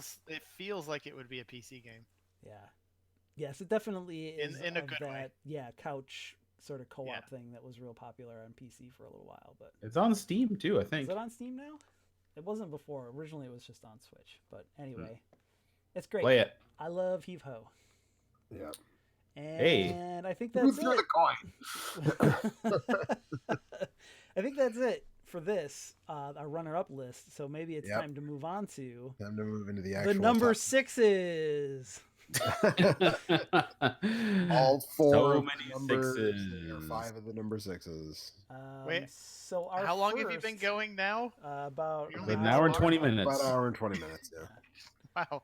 time to move on to the. I'm top sorry, eight. Anthony. Have you never done one of these before? No, I have. This is how this is supposed to go. I feel like it'd be bad if your 10th annual one you didn't. I feel like we're moving follow along suit. pretty good for the most Yeah, part. we're moving right along. All right. Footloose and fancy. our So, first- time to talk about the 5, Thank- 6 thank you, best Joe. games of the year. Yes, the 5 number 6 games of the year. Our first one, courtesy of Mr. Mike Ailes, is the Super Metroid Zelda Link to the Past randomizer. Yes, my two favorite games of on average 1992, which I'm voting for in 2019 because of a really wacky ROM hack that I think I first learned about in 2018 actually, but it kind of became one of my obsessions last year, and I think I spent a lot of time with it. So initially I was drawn to this game just because I kind of couldn't believe it existed, right? They found a way to smush these two games together, and you're about to see what happens is there are rooms in these games where when you go through a door in Metroid, you come out on the other side in Zelda, which is a really weird feeling the first time that you do it. And then This to is make the follow-up to a Legend of Zelda Metroid, one of these, right? Is that right? Or no? I don't remember because I really don't care much about the original Metroid, and I only care a very small amount about the original Legend of Zelda. You might be right, but so apparently the only reason this works is because these two games were coded using different chunks of the memory bank, potentially because they wanted to release them as a double pack at some point. Anyway, because of that, you can bounce from one game to the other, and there's no conflict in the memory. And so, yeah, you get this thing where they take this and they add a whole randomizer element to it, and you wind up with a 5 to 10 hour adventure where you're finding super missiles in Legend of Zelda and the Master Sword in Super Metroid, and sending them back and forth to the different characters, and you can connect the two different worlds in a bunch of different ways. So you can go from like Death Mountain to Norfair, and you wind up having to use a complete encyclopedic knowledge of both games to try and find your way through because it's all randomized. So you never know, your uncle in the king's dungeon there is going to give you some missiles for Samus. And it winds up becoming this huge puzzle where you're trying to figure out, based on what you have now, where can you go? What's the place that's going to get you the most items that maybe will help you unlock your next way forward? You find yourself in a lot of weird situations where you might sort of say, like, well, can I deal with Fantoon using this weird combination of items that I wouldn't normally have at this point? Or, like, is that a bridge too far for me? And what it pushes you towards is really mastering the games. And That's something that I've been doing a lot more in the last couple of years, is investing myself more heavily into a smaller number of games and trying to learn the different tips and tricks. And, you know, I've learned a couple of interesting glitches for these games. I've learned some Super Metroid tricks that I never managed to pull off before. And it's been really rewarding. And it was really, really hard at first. Like, I know Eric was on the call the first time I tried playing one of these randomizer seeds, and like you can get soft locked and have to reset, and it's really easy to die and get yourself in weird positions. And like learning both of these games in a combo randomizer is a really steep hill to climb, but the more time that I spent doing it, the more rewarding I found it to be. And like even though both of these games are old, it feels like such a 2019 thing to be playing randomly generated remixed versions of these games that blend together. So I don't know. I mean, we never have had very logical rules about what constitutes a game of the year. I think it's just always kind of wound up being whatever we spend our time with. And this is one of the games that I have spent a lot of time with over the course of the year, and still am now, and spent a lot of time watching people play. And I'm fascinated by it. And the better I get at it, the more I can actually just enjoy it for fun as opposed to as a weird kind of museum piece. I will say for my part, I didn't play this, but I derived a great deal of enjoyment from hanging out in Discord and listening to you work your way through both of these games. And like I don't have the mechanical ability in Super Metroid or the encyclopedic chest location knowledge required to like sort of get through these two games and in this way. But I think this is really a really clever Check thing. this out. Gonna get the various suit. We got knocked up by this bug guy into the ceiling. Learned how to do that last week. What does it knock you up through? Is that where the Vario suit would be, like above you there someplace? Normally there's an energy tank in that location that you can't get till you pick up the high jump boots later on in Super Metroid. But if you position yourself properly and get knocked up into the ceiling by that enemy, you can pick it up on your first pass. And it could be anything because the items could are be anything assorted in this. It could be the flippers for Link, which I have seen before, and that's a really important item to get unless you learn how to do fake flippers, which I've also learned how to do. This has really spurred me to kind of deepen my knowledge. And like Anthony can maybe attest to this. I don't even like Link to the Past all that much. I was gonna ask, did this give you a deeper appreciation for that game, or are you still kind of lukewarm-ish on it? I mean, a little bit, just because the mechanics of Link to the Past are not as engaging. Like Super Metroid has got a really cool movement suite that's really fun for me to play with. Link to the Past, especially before you get the boots, you spend most of the game just kind of plodding along at a really slow speed. Right. But much like with Metroid, I think that I enjoy Link to the Past more the more I play it, because I learn the game and I spend a lot less time just poking around in the dungeons trying to figure out where the one stupid key that I need is. Like, man, that's the best part, though. It is the best part. Not at all interested. This makes your entire recommendation suspect. It changes the game completely, right? From being like a puzzle-solving Zelda game where you try to figure out what block to push onto the thing, to being a sort of strategy game where you're like, okay, well, I've got enough tools to get halfway into the Ice Palace. Is it worth going in there to see what I can find, or would I be better off going up to Death Mountain and trying to poke around in some of the caves? You can access 4 chests in there, so at some point you might have to go in there just to get those chests. Yeah, proceed. I was gonna say, like, just to provide like a pushback on this, because I played the Link to the Past randomizer because I love that game so much, and you kept going on and on about it. But I bounced off hard because for me, it's the way they've intricately designed the game so that it is a puzzle, and you see things that you can't get to till later, and you have to figure out like how to do that as you get more stuff. Like unraveling all that is where I get most of the enjoyment. Yeah. So while I see why you like this, like for me as someone who likes the standard Zelda, you like the handcrafted Zelda. Yes, the handcrafted bespoke Zelda is the one that I need. Because this is still a puzzle. It's just a very different kind of puzzle. Right, yeah, exactly.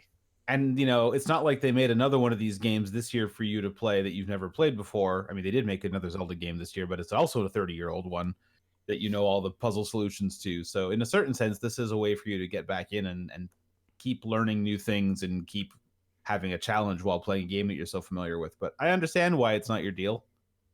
But this is the kind of thing that I love. Yeah. That's really cool. It's really So cool. I That think weirds me out This to is see one of those something things that the community has just really, I think when you're talking about vintage games in a lot of ways, the community has really. I just did a video about the SA1 hacks for Gradius 3 and Contra 3, and this is another example of like the community is giving these old games new life and in interesting ways. It's really And I nice. think that's neat. It is very neat. it's super neat. It's one of the better trends of 2019, I think, in the last couple of years, really.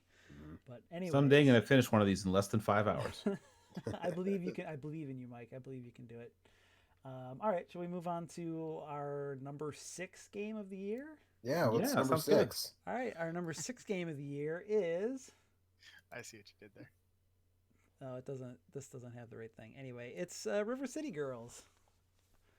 Which, Oh. Yeah, I'm surprised at how high this one up on your list, Joe. I mean, I'm interested to give it a try, but this is definitely making So me if more there's motivated. 2 things I love, it's games like Contra and it's games like Double Dragon. And my last one that we talked about was a game like Double Dragon. Or sorry, it was a game like Contra, and this one is a game like Double Dragon. So River City Girls is Way Forward's latest pass at a Technos franchise. Previously, they did Double Dragon Neon, which I thought was Which is fine. pretty good, honestly. Yeah, I mean, it's better than Double Dragon 4, that's for sure. But It looks bad, but I think there's depth to that game. I think it's actually more fun to play There- than it looks like it I is. mean, there is, but you have to get a ways in before you get enough, cassettes basically, and enough sort of power ups and peripheral items and level up and all this stuff before you can really access the depth. Your starting move set is very limited, and it doesn't. For me, it didn't move fast enough to get to the point where I felt more like I had more stuff to do, or more moves to use. You know so this game I think is much better, has a much more robust move set, I felt, and it has the free roaming style of River City Ransom, of moving around River City and shopping. Mike has shopping. Wow, shopping. I love Yeah, shopping. I've heard that about you. Mhm. So you play as Misako and Kyoko, who are existing, they were existing characters in the Kunio cinematic universe. They were the girlfriends in uh, Kunio Tachi no Banka for the Super Famicom, which you in that game, if you're playing as one player, you play as all 4 characters. If you're playing 2 players, you play as each player plays as a couple. So you play as Misako and Kyoko in that game as well. And this is sort of them getting their own kind of moment in the sun. Now, you just saw on the character select screen that you can play as Kunio and Ricky, but that doesn't happen until you beat the game. Oh, I So, didn't even know yeah, that was an option. I didn't wasn't watching then. yeah, you have to finish the game to play as Kunio and Ricky. God, I love that one of her finishing moves is a dab. Yes. Yeah, one of her specials is a dab. She does that poison Rana, which does a ton of damage, which is great. The if you're playing as Misako, so you'll notice me doing I'm like leveled up as high as you would need to be to unlock all of the moves. Because it's similar to River City Ransom, where you in this game you go in, instead of a bookstore, you go into the Double Dragon Dojo. And there are 2 locations, one of which Jimmy is working at and one of which Billy is working at, but they have the same moves. And you buy moves. And so there's a really good combo where you can do a volleyball set and then a volleyball spike, which is like it's an air throw for Kyoko. But Misako will knock them up into the air and do a power bomb out of the air, which is pretty dope. But there's all the moves you can buy, and you can see I've bought them already. But um it's a really well paced beat 'em up. It's got a lot of weapons and a ton of moves, and the different enemies, there's a variety of enemies, and you can recruit enemies one at a time to be sort of like a sub attack where you can just call them in to do one attack. And you know, like the corrupt cops will come and throw a tear gas grenade, which does like a little area of effect for anybody who's in it. And one of the boys will come and do like he'll throw sand in the face of whoever's right in front of him. My favorite though is the Arnold style abobos you can get, and they're robots, and so when they come in and do this giant robot punch move that takes out a lot of people. And also there's Linda What from kind of Double noise Dragon. did they make? Not Not Arnold. not Arnold, but not a totally satisfactory Arnold. Okay. Yeah. It's not as good as yeah. But But the bar is pretty high. I mean, the you know. bar Put is the pretty cookie high. down. Yeah, that's what I mean. They should do that, but they just kind of go like, huh! Like it's not a good, it's not a full. You don't get that level of Arnold. So this game looks good as hell. I know it was made with Arc System Works. Did they mostly focus on the graphics, or? I believe my understanding is that the only involvement Arc System Works had is that they like co-published it and the license, the property belongs to them. But I believe it was all made by Way Forward. It was Really? just co-published and signed off on by. Because this doesn't look like the Way Forward kind of house art style. Yeah. It doesn't, but it also doesn't look like the Kunio style, because all the Arc System Works games, Kunio games that are coming out now, still use the squashy little Old style dudes. Yeah. Even like another one of these that I had on my list a couple of years ago, River City Tokyo Rumble used the squashy dude style, so it's not really their style either. It's closer to, I think, Way Forward. It looks more like that Scott Pilgrim game that came out a few years ago. It kind of does. It doesn't look. It looks chunky. Like that was Paul Robertson. Right. Robertson. Robertson. Yeah, this is not him. Obviously. No exploding babies in that one. No exploding babies in this game. But yeah. So that's that's funny. Like I think I was on one of the. I think I was on when you streamed this. Yeah, probably a ways back. Yeah. And I don't know why it was like I'd seen pictures of it and I was not expecting it to look this good in motion for some reason. The animation but even now watching it now, I'm just like, man, this game looks really fucking good. I definitely want to get to this one eventually. And all 4 playable characters have totally different move sets, so they all have individual animations that are unique to them. And another thing I really liked about this game, as someone who's played a lot of the old Kunio games, is there's a bunch of the supporting cast is in this game. You know, they really went the sort of extra mile at Way Forward to get, like, Godai is in this game, and Godai is like, the most noteworthy thing I can think of is in Dunk Heroes, the Kunio basketball game for the NES, like Godai is in the opening of that game, Kunio wins a trip to the United States, and Ricky and Godai tie themselves to the landing gear so that they can like go to America with Kunio. And so Godai, Ricky, and Kunio's American friend Johnny are the team that plays with Kunio in Dunk Heroes. So like that Godai is in this game as well is like a pretty fun little Easter egg. And also like I said, the Double Dragons are in the shop, and then a lot of the caricatures of the other shopkeepers. There's someone who is sort of a mutual acquaintance of some of us. Who there's a caricature of him as one of the storekeepers in one of the shops that you go in, and that kind of stuff is really fun. And Bobo is in the game at one point, which is, you know, it's just if you like this sort of belt scrolling beat 'em up, this game is one of the best of those. You know, I would say it stands among the best of this series and really the best of those sort of writ large in terms of, you know, stuff like Alien versus Predator and you know, even the D&D games. You convinced me, Joe. I'm gonna give it a try. All right. And I love the facial expressions on those 2 guys in the car that I blew up earlier. There's a sub quest you can blow up all these fancy sports cars, and only one has people in it, and those 2 dudes, just that facial expression is stuck on them after you blow up the car, and they never leave the car. They're in it for the rest of the game. It's really great. All right. Well, Eric, why don't you tell us about the number 6 game of the year? Yeah, what's number 6? Number 6 would be Disco Elysium, which is a sort of a modern take on a classic sort of CRPG formula. by a company named Zaun. I don't know how to say it, but it's if they're from like Estonia or something. It started out as there was a guy that he had made written some books based on an RPG. I think that he like a like pen and paper tabletop RPG system, and he had written a book, I think, and he couldn't get it published, and then his kids were telling him, well, you should make it into a video game.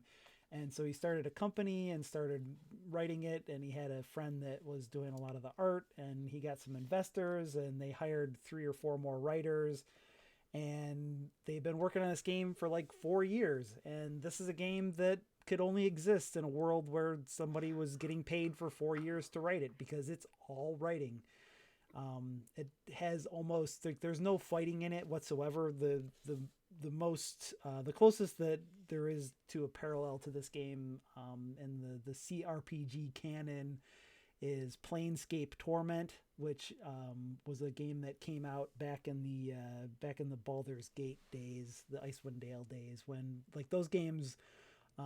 Baldur's Gate has a lot of story to it, but most of the focus is on fighting. Icewind Dale has almost no story. It's almost entirely combat scenarios. But Planescape Torment was a game that was focused mostly on like building your character. You start out as kind of like a nameless, your dude is actually named the Nameless One, and you're sort of building your character as you play through the game, and you're sort of uncovering his backstory, which is very, very similar to the way that Disco Elysium plays out, where you are you see that little scenario there with your limbic system, and like your reptile brain is telling you to just like stay in this place of oblivion, because when you wake up you're going to be very unhappy with how things have turned out. And then you wake up and you're this guy that is passed out drunk on the floor and has totally lost his memory. And if you look down in the bottom left-hand corner, you see your character portrait. Starts out as just like a smear with a like inflamed nose. With clown nose. Yeah. Well, it's because he's been drinking so much, his nose is all swelled up. So this is like the closest a game has come to capturing my essence. Well, so you start out. So it's a game, remake of Deja Vu, is what the you're game saying. has a ton of skills that you can pick from. There's like 3 basic archetypes that you can be. They're all like classic detective archetypes. One is like physically imposing, sort of like the Continental Op, sort of from the Dashiell Hammett novels. There's a second type, which is very like logical and has an encyclopedic knowledge of the world, and that's supposed to be like the Sherlock Holmes type. And then there's the third type is more like the Sam Vimes type from the Terry Pratchett novels, where like he has a very deep connection to the city, and like sort of gut feels his way through his investigations. And then you can there's like 4 different types of skill trees, and then each one of those is split further up into 8 different types of skills. So there's like physical skills like intimidation, or like your ability to like run and jump and move, and then there's skills you can check out the mirror and see what your face looks like, which is a great reveal. And then it fills in the character portrait. It's a huge thing, actually. One of the hardest skill checks in the game is to understand the origin of that expression and why you are making it. And also one of the other hardest skill checks in the game is to stop making that expression, which is a great Because you make it the whole time until you pass that skill check? Yes, you're making this expression the whole time until you can use the skill check to stop making it. So that's what this game is meant to sort of emulate, the way that a human brain works, and that there is a ton of different thoughts kind of colliding constantly in the background, and this game surfaces it through the writing.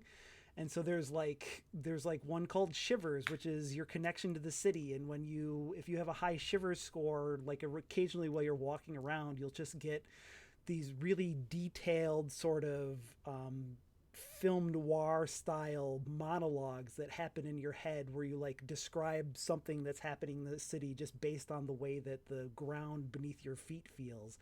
And there's another one called Inland Empire, which is like crazy dream logic. And the higher your score is in those skills, the more they sort of take control of how your character works.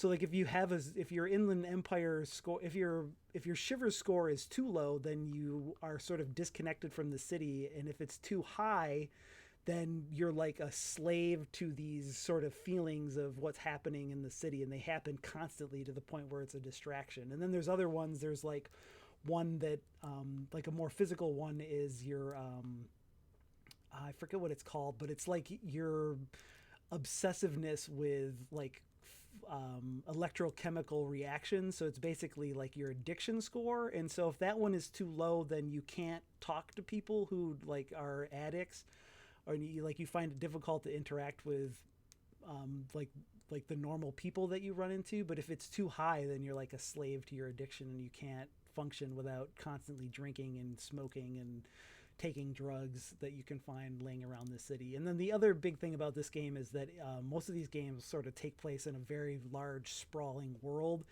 and this game takes place over the course of just a few city blocks. And you sort of awaken in this hotel room that you've trashed, and find out that you're a detective, and you were sent to this place to cut down this body that some people killed someone, and they hung the body from a tree.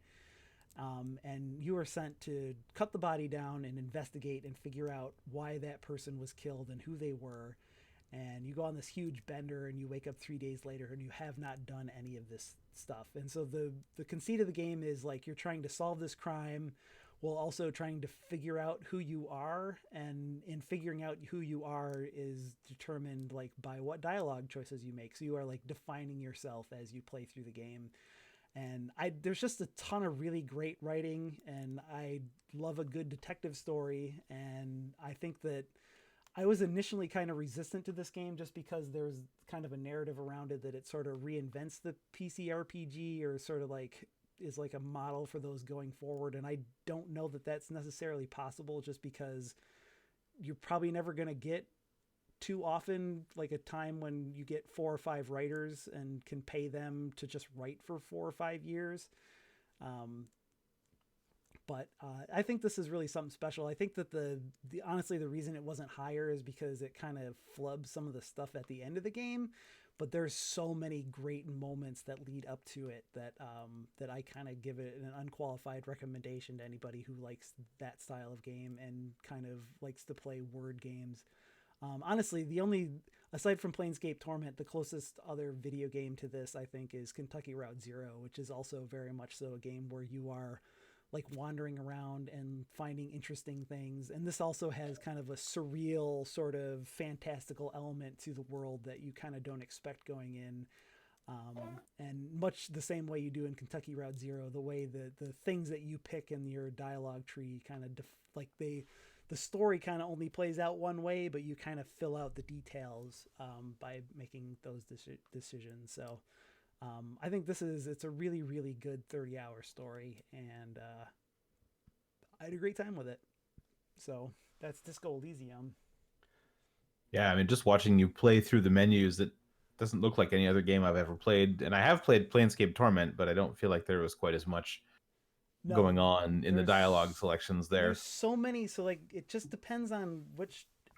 So you can either build your character yourself or pick from one of those archetypes, and so all of those skill checks totally change depending on what your highest skills are at any single moment. So like you can have high perception or high Inland Empire or high Shivers or high whatever. Like I said, there's like 24 different skills, and they all have different writing and different ways that scenarios can play out based on what skills are your highest ones.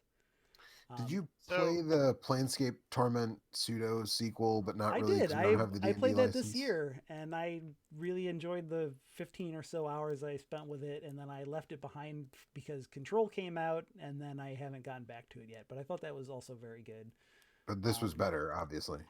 Initially I thought that was better, but by the time I got to the end, I thought this was better. So this is a very good one of those. I eventually gave up on Planescape because there's like 50 dialogue options per NPC. Right.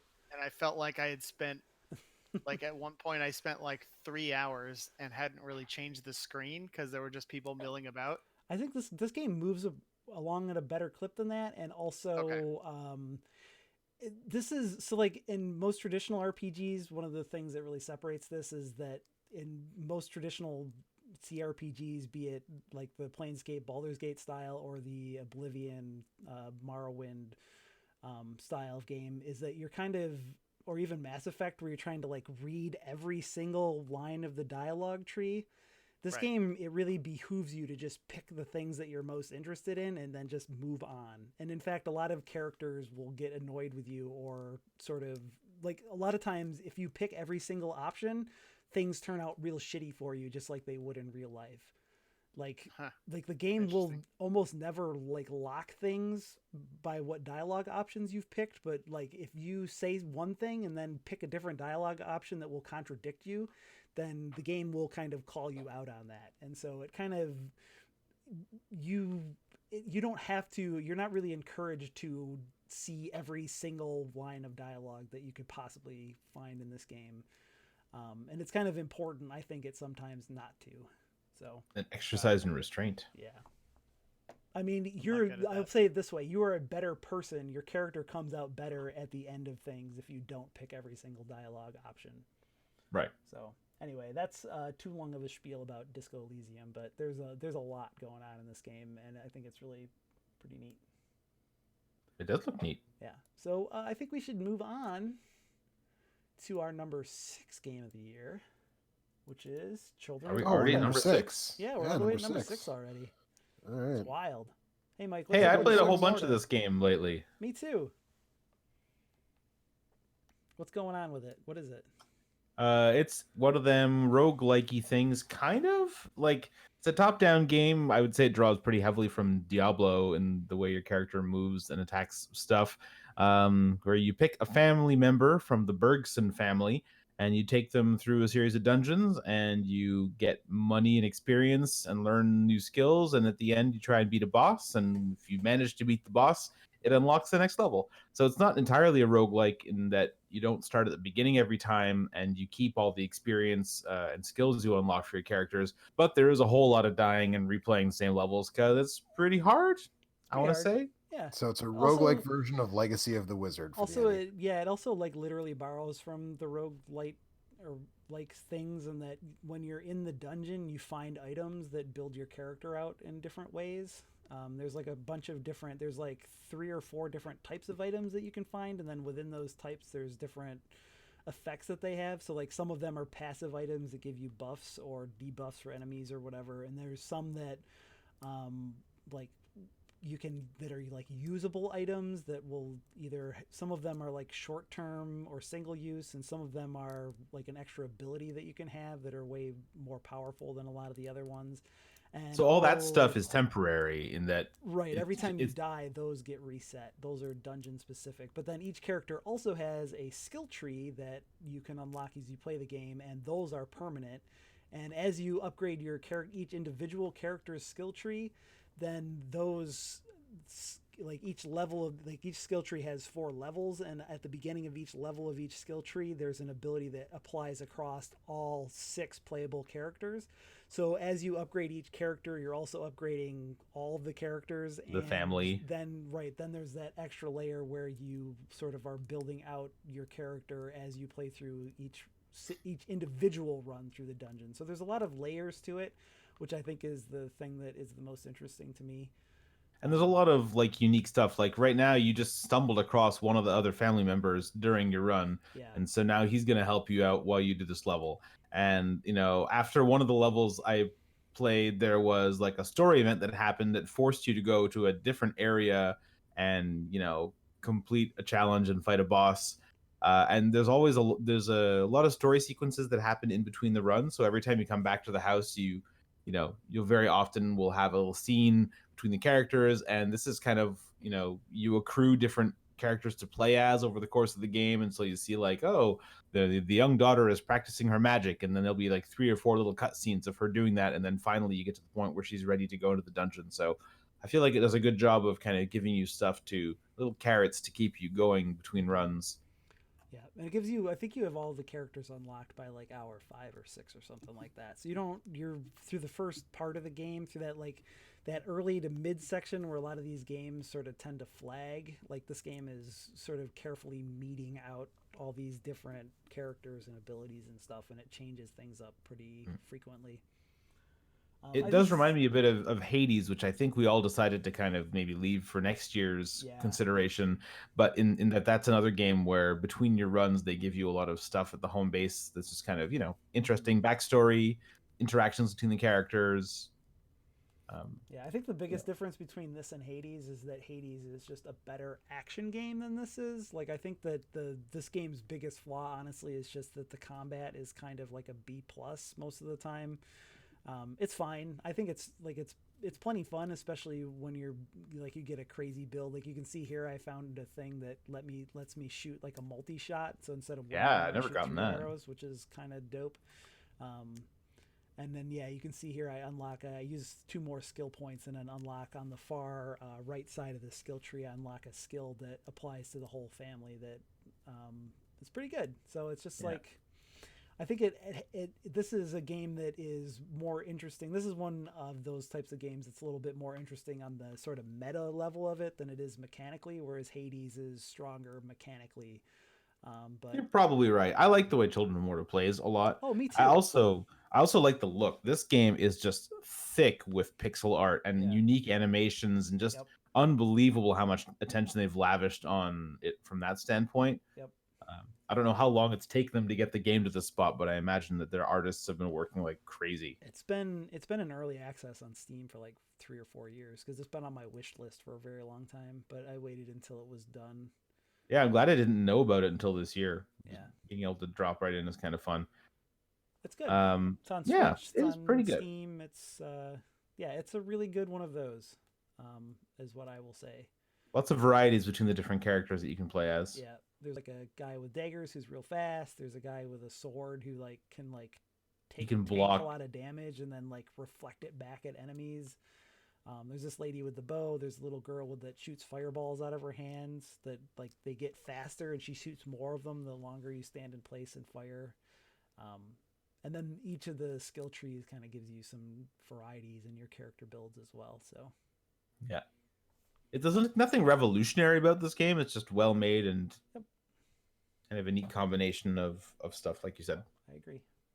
All right, I think should we move on to number 6? Yeah, I mean we're getting up there now. It's I can count, Joe. We've done number 6, so now it's time to go to number 6. To number 6, yeah. Which is Baba Is You, which I think is Kurt's contribution to this. Midpoint of the list here. Yeah. And Baba Is You is a puzzle game, which mechanically, at a very basic level, is like Sokoban, in that you're pushing things around. But in this game, what you're pushing around is words, or word, and so every level has a goal, and it starts out with it's just like it's a flag, and it's like goal is flag or whatever it is, and then it'll say like Baba Is You. It's win. That's what it was. Flag is win. Yeah. And so whatever is assigned to you is what you move around, and whatever is assigned to win is what you're trying to reach. But the game lets you manipulate all of that stuff to try and get to that goal, and that's where the sort of genius of the game is that you're basically like reprogramming the properties of these right things. Exactly, yeah. You're changing the conditions of what you're trying to do such that you can manipulate it into making it, getting to the goal. And as Eric showed there, if you push you off of is, you have failed. Yes, because once you can't move anymore, then you're done. Right. And so it's incredibly clever. Um, there's all kinds So of fucking possibilities, and hard. it's very hard. It is very hard. It's like most of One these of the early puzzles, ones, either you I get think. them or you don't. And Yeah, Yeah. yeah. One of the early ones has you like, you just move like Baba is win, or you is win, or whatever it is. Like you like turn it into the thing, so you just turn yourself into the win condition and win instantly. right. That was like, I burst out laughing when that happened. Yeah, and you can do, there's various verbs like stop or float um, or there's key physics things that you can do, and it's like, you can make a rock just go through um, a wall, or you can make it push the wall, or you can make it disintegrate when you push it Or into the wall. you can become the wall and Or you move could become like the a wall, thousand yeah. pieces of wall around. Yeah, exactly. Yeah, you can do that as well, and then Like in this one where I am the wall. yep, exactly. And it just gets more and more nuts as you move around. There's like levels where like things will kill you, like lava, but you can push stuff across it, and then once you push it across it, you become that thing instead. So you can move around on the other side of the lava, and you keep pushing stuff back and forth. Like it gets crazy. Yeah, and there's sections where there's a verb called move, and you can make like the rocks move, and then they'll just push stuff around. It's just Become the this is the kind of flags. insanity that you get. Now the It's flag is you. pretty Yes, amazing. Yes. Um, This game is great, but I also had to stop playing it at a certain point just because I couldn't make it any further. I couldn't solve the weird programming puzzles that they wanted me to solve, and Yeah, see, this is my this year's version of Space Chem, which is a puzzle game I absolutely adored, and never really hit a point where I couldn't do it. But the puzzles themselves took like an hour to unravel. yeah. So at some point, something else came out, and it was like, do I play this thing that's just good immediately, or do I sit here quietly for an hour and play this like one level? right. And at some point, you Right. just like run out of steam before the end, and that happens Yeah, with these kind of puzzle games. Yeah. Well, there's a certain point Which where is you're too not bad really because it's playing a video game anymore. You're just like thinking about a puzzle. yes, you're just staring at Yeah. it, and then you like move like 4 spaces and you win, Yeah. but like you have to do it perfectly.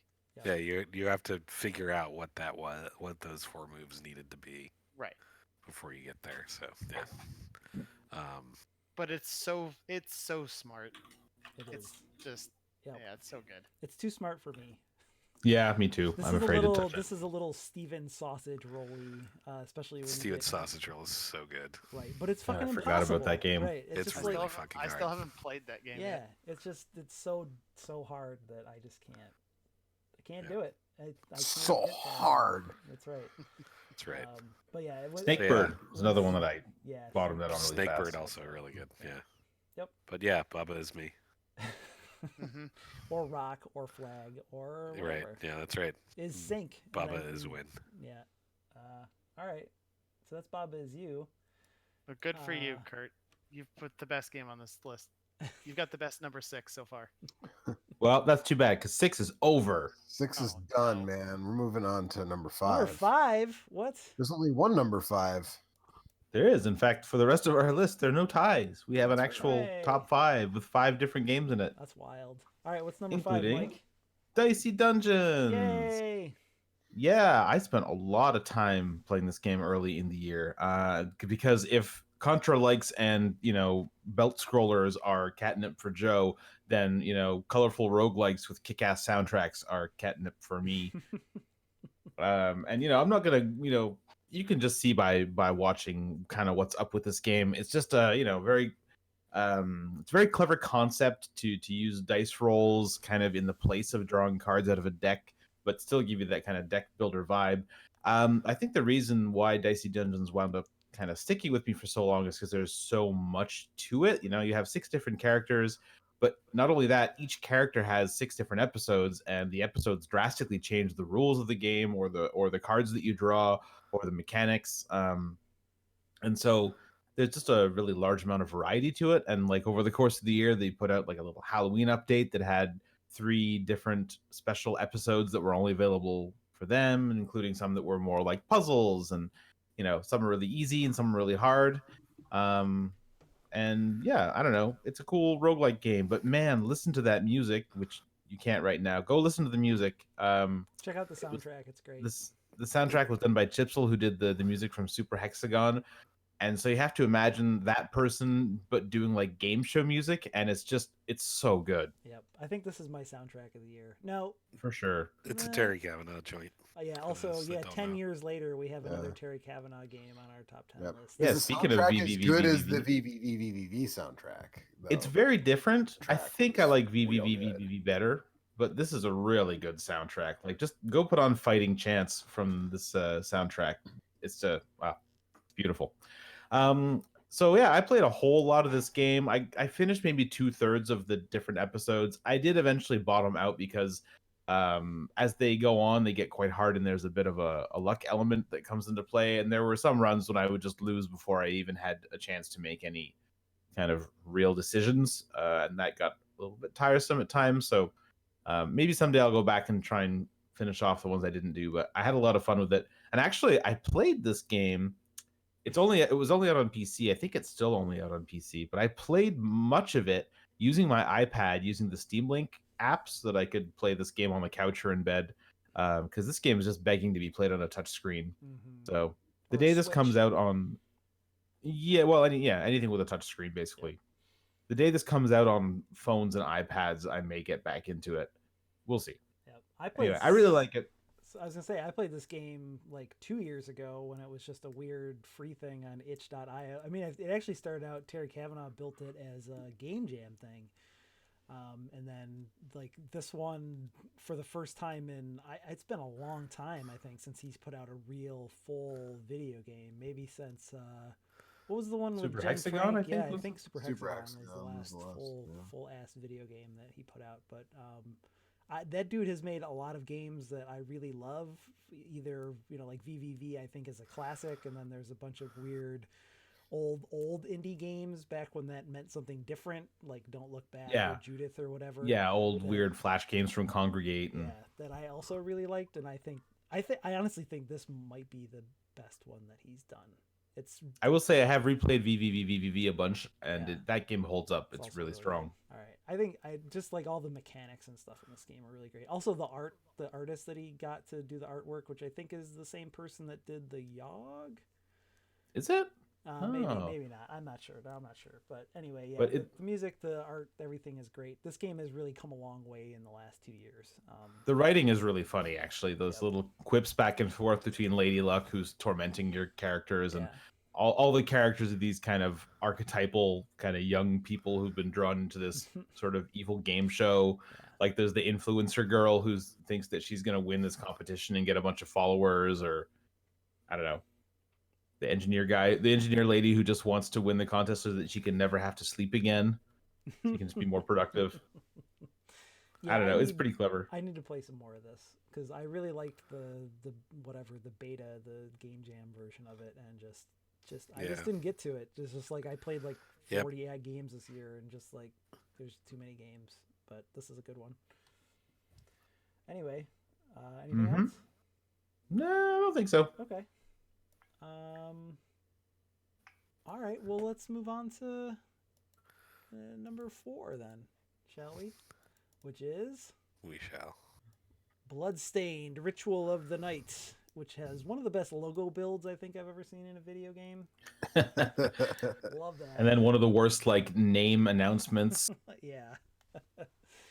So what's up with Bloodstained? Mike and Joe, you guys both had this on your list. Do you like Symphony of the Night? I Because if do. you like Symphony of the Night, do I have a video game for you? What is it? Tell It's me. Symphony of the Night. Bloodstained: Ritual of the Night, which is it's basically Castlevania Symphony of the Night, like almost to a 1. Like it's sort of ridiculous. Like we all knew what I paid at the You knew $60 what you were rate hoping for the you were paying Kickstarter, for anyway. right? There was Well, I some knew there I was was some getting. turmoil at certain points in this game's development where Well, let's go. I mean, I was talking about Keiji Inafune earlier, and he ruins everything for everyone apparently because the Mighty Number Nine was Mhm. which I also backed on Kickstarter at a much lower tier than I did Bloodstained. Was an unmitigated disaster, a garbage fire. I played it, I think, once and never ever booted it up again. I played the Gunvolt Azure Striker Gunvolt or whatever more time, which was like a freebie that came with backing the Mighty Number Nine Kickstarter as like a mea culpa for how delayed and awful it turned out. I played that more than the actual game. And so I think when this game got delayed and delayed and delayed, people were like, "Oh no, it's another Mighty Number Nine." But it wasn't. And I knew we were going to get an Egavania something, but I didn't think it was going to be so Symphony of the Night. And this game is extremely Symphony of the Night specifically. There are familiars that are like exactly the same as the ones in Symphony of the Night. There's music that's almost exactly. There is, yeah. It's like the royalty-free version of the Symphony of the Night's music whenever you get into a boss fight or yeah. the types of weapons that you get and the way they animate is very similar to the suite of weapons from Symphony of the Night. Yep. And similarly, the way you cancel an attack to do more attacks faster is very similar to the by way backdashing or by attacking right before you land. Yeah, attacking right before you land and then And jumping. then, as you can see here where I was playing this, I'm demonstrating the other thing that this borrows from the Castlevania series, which is the ability to kill enemies and sort of suck up their powers. Which Right. is like the Yeah, very Area of Sorrow. You can summon a aspect chair and sit Sorrow. down if you want. Yep. And So- that's kind of where this game sort of gets different than Symphony of the Night. Because Right, it borrows that part from the Souls Sorrow games. But what this game does that none of those games do in quite the same volume is that it gets fucking wild. It's Like, bonkers. It is, yeah. Yeah. Like I came from a different angle from Joe. Like I was expecting this to be exactly Symphony of the Night, and I was surprised and eventually kind of delighted by just how goofy and weird it was willing to get. Yeah. At every turn, just like more and more, like I mean, there's some weird stuff in Symphony of the Night. Like, There is, but there's yeah, but at no point do you turn the entire map upside down and start walking on the ceiling. Right, I was gonna say, Well, I don't know if we gave our kinda. usual Half true. spoiler thing at the beginning of this, which is my fault. I should have done that, but Put it in the comments. But I don't really like the art style of this game, but there is a power up that you get that just lets you turn the whole world upside down, which is not a thing like at will at any Right. time, which is not a thing that I think would work if it was a 2D game. And it's so fucking crazy that it sort of justifies the art style to me. It's just so wild, man. And then you get like a power up that is like an infinite double jump, and you can just like fly around. You can run like 10 times faster than you should be able to. And there's weapons that have super fast attack animations, and it's just there's so much cool stuff, and like the time of investment is actually not that high for most of those things. There's like a small amount of grinding required for some of the extremely overpowered and broken stuff, but like that stuff is overpowered and broken like completely. Yeah, this game has no self-respect. Like it will let the you. That's the part that it really takes from Symphony of the Night that none of the Yes. later Castlevanias took, is that there are numerous ways to basically break this game wide open, and the game not only doesn't actively discourage you from doing it, it sort of encourages you to do it. And Symphony of the Night, like there's the chrysogram, and there's the bloodthirsty sword, and there's the Shield rod. There's a shield. there's right? the shield rod, and then there's like the gloves. There's some super powered like punching weapon you can get and stuff, and like all that stuff really kind of makes it so that it is not that challenging to proceed through the game once you have those items. And the game is kind of like, and that's fine. You can level up your sword familiar all the way and use it as a sword, and that is more powerful than a lot of the weapons in the game, stuff like that. So this game has a lot of that same stuff, and like Eric was saying, you can get stuff that buffs your, and like that I kind of did like a speed build at one point. Like where I was focused on moving and attacking as quickly as possible. Right. So there's like a belt that will help you do that, and there's ninja garb that you can get from one of the enemies in sort of the mid game that makes you move faster and have a greater chance of like doing a crit on attack and stuff like that. And so there's a lot of freedom to Right. there are Or a you lot can of build for one big hit if you want to, and do like, yeah slow attacks that do a ton of damage per shot. Or there's like so many different ways to build your character, and it gives you a ton of customization. And pretty much all character builds are viable, which is very exciting. Yeah. which a lot of games don't do, right? A lot of games there's sort of a critical path that one build is the effective thing and Right. that's it, or two or whatever. And in this game it seems like like I mean I talked to people who had also played it and talking about like, oh well, what did you do to beat the final boss? And I was like, I used a haunted slot machine to just like throw bombs at it basically. And some people were, there's like a bunch of different ways that you can do that. And in fact, the haunted slot machine is not like, you don't have to even have that by the time you get to the final boss necessarily. Yep. So, I had the weapon that I boosted all the way was a spear. I had the ultimate spear weapon at the end. And and again, there are people who favored whips and people who favored swords and people who favored I used a dagger for a good long while before I got on the spear path. And I had a dagger that poisoned, so it didn't do a lot of damage each attack, but it attacked like 3 times faster than the longsword that Eric's using in this gameplay footage, and it would do poison damage on top of that to enemies that Stack were that vulnerable poison to damage. poison. Hell yeah. Yeah. Yeah. So it's just it's And they Is fixed the most there- important thing is that they fixed the fonts, which were terrible when the game came out, but are now first update fixed more the fonts. visually consistent with the rest of the art style. Yeah, I was not expecting to like this game really at all, and then I was sick for a few days, and I ended up playing through most of it at that time on Game Pass. I was like, wow, this game is really good and fun, and totally, like we said, bonkers and wild. And That's I have good. to I thought it was going crazy. I thought everyone was mad at this game when it came out. I think they were mad before it came out because it So- looked so bad. yeah. Well, there was a game-breaking bug early on. Oh, Yes. the books? Is it It the glitched the chests, okay. and it glitched the chests in such a way that if you were at a certain point in the game, you were put in an unwinnable situation and had to start the game over. Which I just started over to err on the side of caution once the update came out. Rather Got the than knife boots. Look at those knife boots. It's pretty cool. So that gets to my important question. That's actually rad now that I saw it. Is there a pair of boots that makes you 1 pixel taller? No, but there's a pair of glasses that you can wear that zooms the screen in. Yep. All right, that's pretty good. It's and there's toy shoes that squeak when you kick things. Yep. Yeah, so, like that spirit is so alive and well. You have no idea how I much might have to nonsense play there this is in this now. game. Yeah. So I will say that I enjoyed my time with this game well enough. I had a very good time, thought it was fun. But the reason it wound up so high on my list was because after I finished playing it, then I went and watched Vinny play through the entire game on Giant Bomb.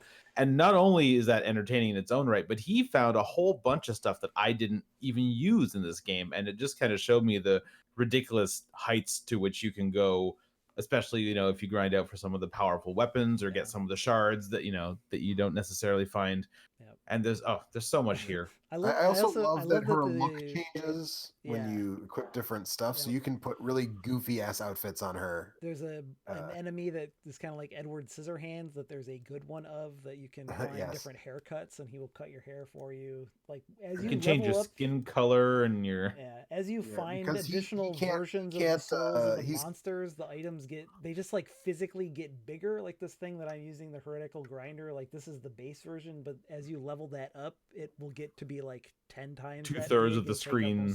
Yeah, that's one of the things that you can break the game with too. The heretical grinder, you can some of the secret bosses you can cheese them real bad with that weapon. Yep, there's a lot of crazy but yeah, stuff in this.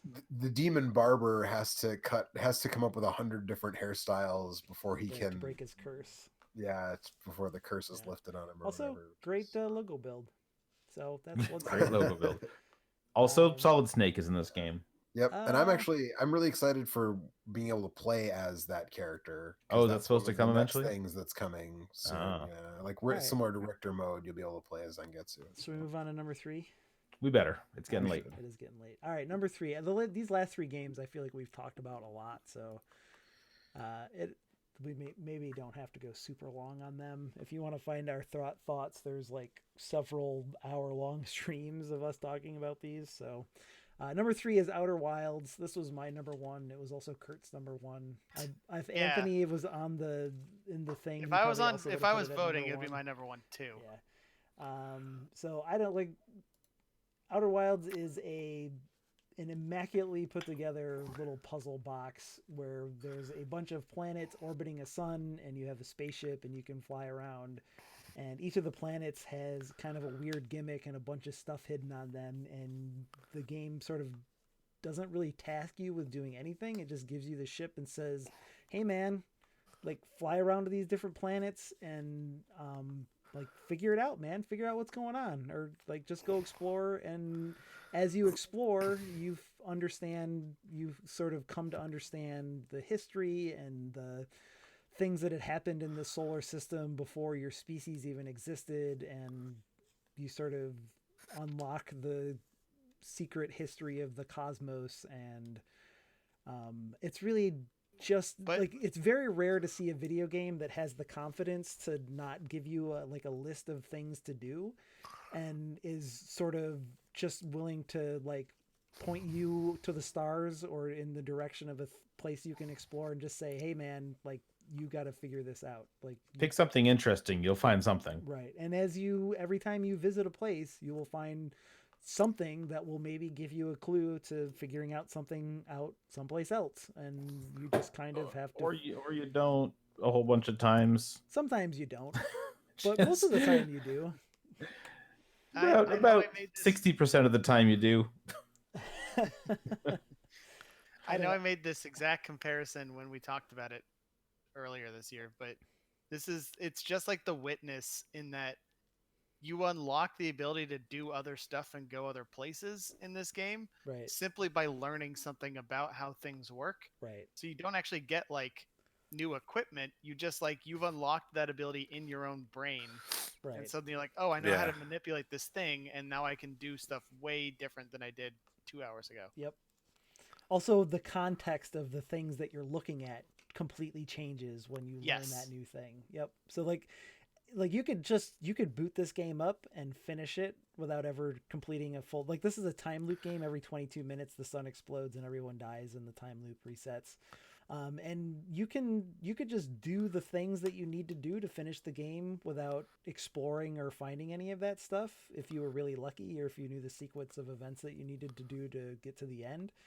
And like I said, it takes huge balls to put out a video game like that. It's just I'm so impressed by so many of the different things that this game does, and I like the ending of this game is one of the better video game endings that I've ever seen. And yep, it has just the flying around and navigating in the spaceship just feels really good. Mm-hmm. Your spaceship made out of wood. Yeah. Exploring the areas is neat. The aesthetics are delightful. Yep. And the music is good. It's somehow perfectly paced. So I feel like there's so many times where just as I've like cracked something and I'm starting to like read new stuff and uncover something, you hear that music playing, which means the sun's about to explode. Yeah. It's a good song. And they're like, no, I just got here. No. It's like that happens so many times. Oh, God, I love this game. The menu music is so good. There were a bunch of times in this game where I saw things and I was just like, this is incredible. Like I just can't believe how creative and unique some of the things that I'm seeing are. And I definitely recognize that this game is kind of an incredible work, but unfortunately it's not my incredible work, because there are just some parts of it that aren't necessarily compatible with my brain. And like, I just spent a little bit too much time stuck, or bounced a few too many times off of puzzles that were just a little mushy. So you could do the right thing, but it wouldn't work, or you could do I the will say wrong the thing and it would planet, almost fuck work. the planet that we're looking at right now. But at the same time, amazing, right? Some of the stuff Yeah, that no, happens for here. sure. This is a planet that just crumbles apart over the course of 22 And that minutes, and it pieces is of it fall it is off. cool, except for the number of fucking times I fell in that goddamn black hole. What black So hole? many I don't know what times. you're Oh talking my about. God. But it is so very many times. impressive that there is a two black hole there. planets that are tidally locked that has sand that transfers from one to the other, and so early in the map, I mean, you can fully explore one, but you're kind of on a timer, and then you can flip over and explore the other one because the sand is moved to the other side and uncovered all this other stuff. There's so many things in this game that, like I said, you look at a thing and you go, man, that looks neat. And then you go there and there's a bunch of neat stuff to look at and to do and to learn there. And then you can take the things that you learn from that trip and apply it to the next area that you go to or whatever. I feel like you're underselling it when you say neat, because the things in this game are incredibly cool. Yeah. Mm-hmm. I've never seen anything like Outer Wilds before in any media, be it in books or movies or anywhere. Yeah. It's a wholly unique experience that can only be and the way it tells its story is really interesting, because you have the standard logs of people that you can find, but they're more like dialogue instead of just logs. And they like puns. And they like puns, and each of them has a personality. Mm-hmm. Yeah. And they're interesting to see them. They're back and forth and how they're progressing through their own problem solving and all that stuff. It's great. Yep. And I played this with my wife, and I highly recommend playing with another person, because Your wife was busy, Anthony. Well, she had already played it, so. But it was like, it was so fun because there were like hanging mysteries that I was like obsessed with, and she had questions that she was obsessed with, and so it was like sometimes we were like pushing and pulling on which thing meant what thing and what we should do next, and it was so fun to unravel all the mysteries with somebody else. And I think that's the only way, because otherwise, like, there's no way that we could all play this and like check in even like nightly, right, and have the same experience, like past right, because it's so non-linear. Yeah. It just all exists. Just go look at it. Also, you will like die in millions of creative ways. You will die. Yeah. Yes. You'll forget to put your suit on and exit into a zero atmosphere area and Yep. immediately die. You will autopilot into the sun. Yep. Hey, guess what happens at the end of this footage I captured? Do you fly into the sun? Because I feel like just hearing you guys play it on stream, that happened an awful lot. Well, the problem is if you set yourself to autopilot to another planet that's across the solar system, your computer does not account for the existence of the sun and flies right into it, or flies close enough that you get sucked in. Right. This kind of feels like it was what people wanted No Man's Sky to be before they were massively disappointed by what No Man's Sky was. Kind of like. Well, I don't know about that. It's like this is Not all quite. handcrafted stuff, whereas No Man's This Sky is bespoke. Yeah. Sure, but I mean, speaking for myself, I kind of wanted No Man's Sky to be as inventive as the planets are in this game. Yeah, to just fly around and see. And it seemed like, No Man's Sky, like I didn't realize before it came out that No Man's Sky was going to be stacked with like Minecraft-esque, like hit this tree a million times to get minerals to build a thing and craft a thing, and then you can do the next. Like I thought it was just going to be jump into a spaceship and go. Right. But No Man's Sky was always expansive, and there were going to be literally millions of planets. Like this game has 6 planets.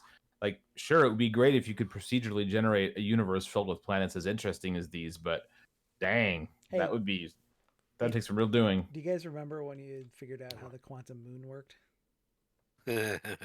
No, well, not even. Yeah, I remember because I tried doing a thing and it didn't work for reasons that I didn't think made sense, because that happened a couple times when I was playing this game.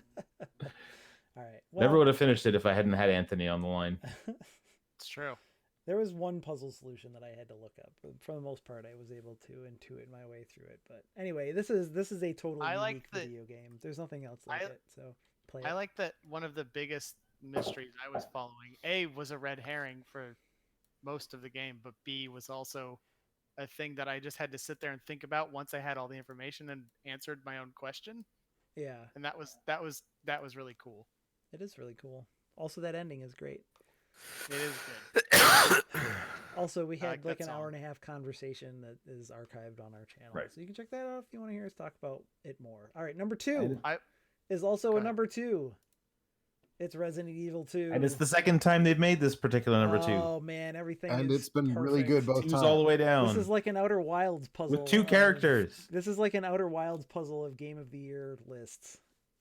It's and really- 2 scenarios. Yes. Um, Oh, the duality of life, Mike. Uh-huh. Look at Eric's PC ray tracing that hamburger. That's a hamburger? I thought that was a mutant. It's a breakfast sandwich. I think. Just what? Are you watching? I think it's supposed to be eggs or something. Anyway, So Yeah. yo, Resident Evil 2. I played this game in 1998. Why would I Yep. want to play Have it again? you played it since?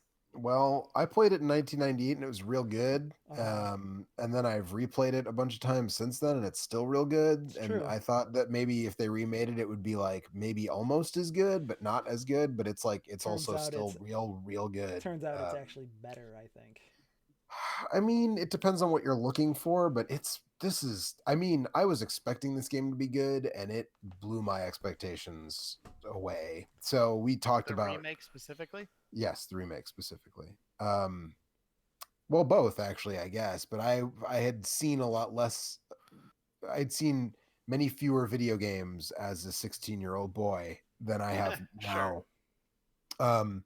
But yes, I mean the first time it did too. But this was my number 1 for this year. I don't think we specifically mentioned that Outer Wilds was Eric did. and Kurt's Yep, number I 1. did. You Okay, did. Did you? I Okay. absolutely did.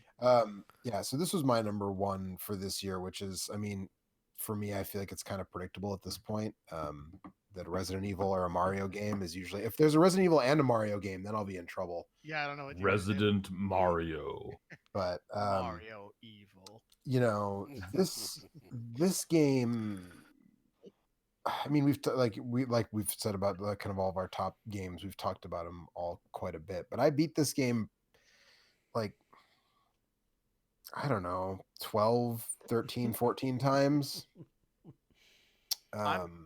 This game, I'm trying not to talk too much so that this whole stream can finish, because this is the game I'm going to play as soon as we turn this off. Yeah, Killing lot me, of- like watching it now. I think this game is Yeah. perfectly designed, but I think some of the character designs were a little bizarre. They could have given Jill some more polygons here. that's Yeah, Claire. 22. Claire, not Jill. Claire, sorry. Yeah, Claire Um, could have. Yeah, she seems a little wonky for some reason. I don't Yeah, know they what didn't it finish is. that part, but He was a little I too heard closely to the women- original, I find. Yeah, But women are harder to model, right? It's true. Yeah, it's Well, true. I've heard that. That's what Ubisoft said Stinks about like 2013 in here, Oh, or whenever damn. the hell that it. was. No, it was later than that, I think. But Was it? No, that's even Yeah. sadder. All right. Anyway, also hi. Hey, Hi, Alex, what's Alex. up? yeah, So yeah, it's my personal opinion is that this is the best made game of this year. I think that this game is perfectly paced. It's like 8 to 10-ish hours to get through one go round, and then 4 or 5 for the next, which you should absolutely do. Play through at least once with each character. Is the It's, pacing significantly different from the original? than Resident Evil 2. I mean, it's much faster paced Um, because it's a little, like it's a third person Well, sure, yeah, action yeah. game, so you have a little bit more control over that. Also, you have a giant guy chasing you for large swaths of the game, which is a thing that only happens in second scenario Resident Evil 2. Right. Well, also he's scripted in the second scenario of original Resident. He doesn't Right. feel the first time you play it. He doesn't feel scripted. Right. But once you've played the game like twice in those second Right. scenarios, He it's always very shows up obvious in the he same is. spot. Whereas in this Yeah. game, he's just a thing that exists in an area and can show up anywhere from any direction and completely fuck with you. Yeah. Yeah, and I don't know. I mean, I played this. I did that. So there's a DLC which I appreciate existing. You can pay $5 and it unlocks all the hidden stuff, all the like bonus stuff. But I did the S plus runs of this game to unlock that stuff without paying for it. Not because I am that much of a cheapskate, but because I wanted to get the S You Plus. stole my joke. Yeah. Because I wanted to get the S Plus runs in there, which is actually quite a bit harder than unlocking that stuff in the original Resident Evil 2. Like they really want you to earn that infinite Gatling gun and infinite rocket launcher. But I honestly enjoy playing this game on the harder difficulty a little more because it goes back to the ink ribbon saves. And they did a similar thing with Resident Evil 7, where the harder difficulty has expendable save items and sort of goes back to the older vibe of these games, which I really appreciate that you have the option to play it both ways.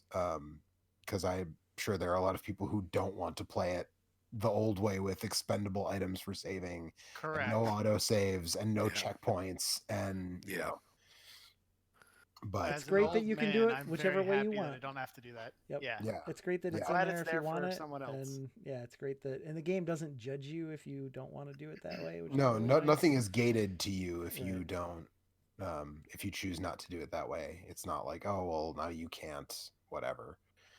Um, yeah. So I mean, yeah, and the especially the first couple times, the sense of dread of Mr. X pursuing you through the police station is, we talked a little bit earlier about Capcom's redemption arc, but one of the big problems with even Resident Evil 5, which Eric and I revisited in October, a co-op, is still a great co-op game.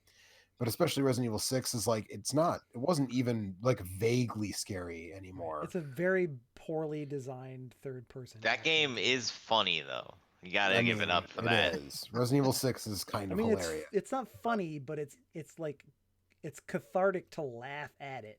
Right. You know? It makes me Okay, feel yeah. better about like the $15 I spent on Right. it to laugh at it.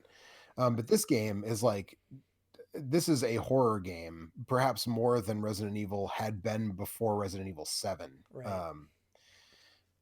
I think, yeah, I think that, I mean, what they did is they proved that you can give your player, like, you can have good controls and good aiming that is easy to use and still make the game scary, because the zombies just move in this super herky-jerky, unnatural fashion that just makes them really difficult to hit.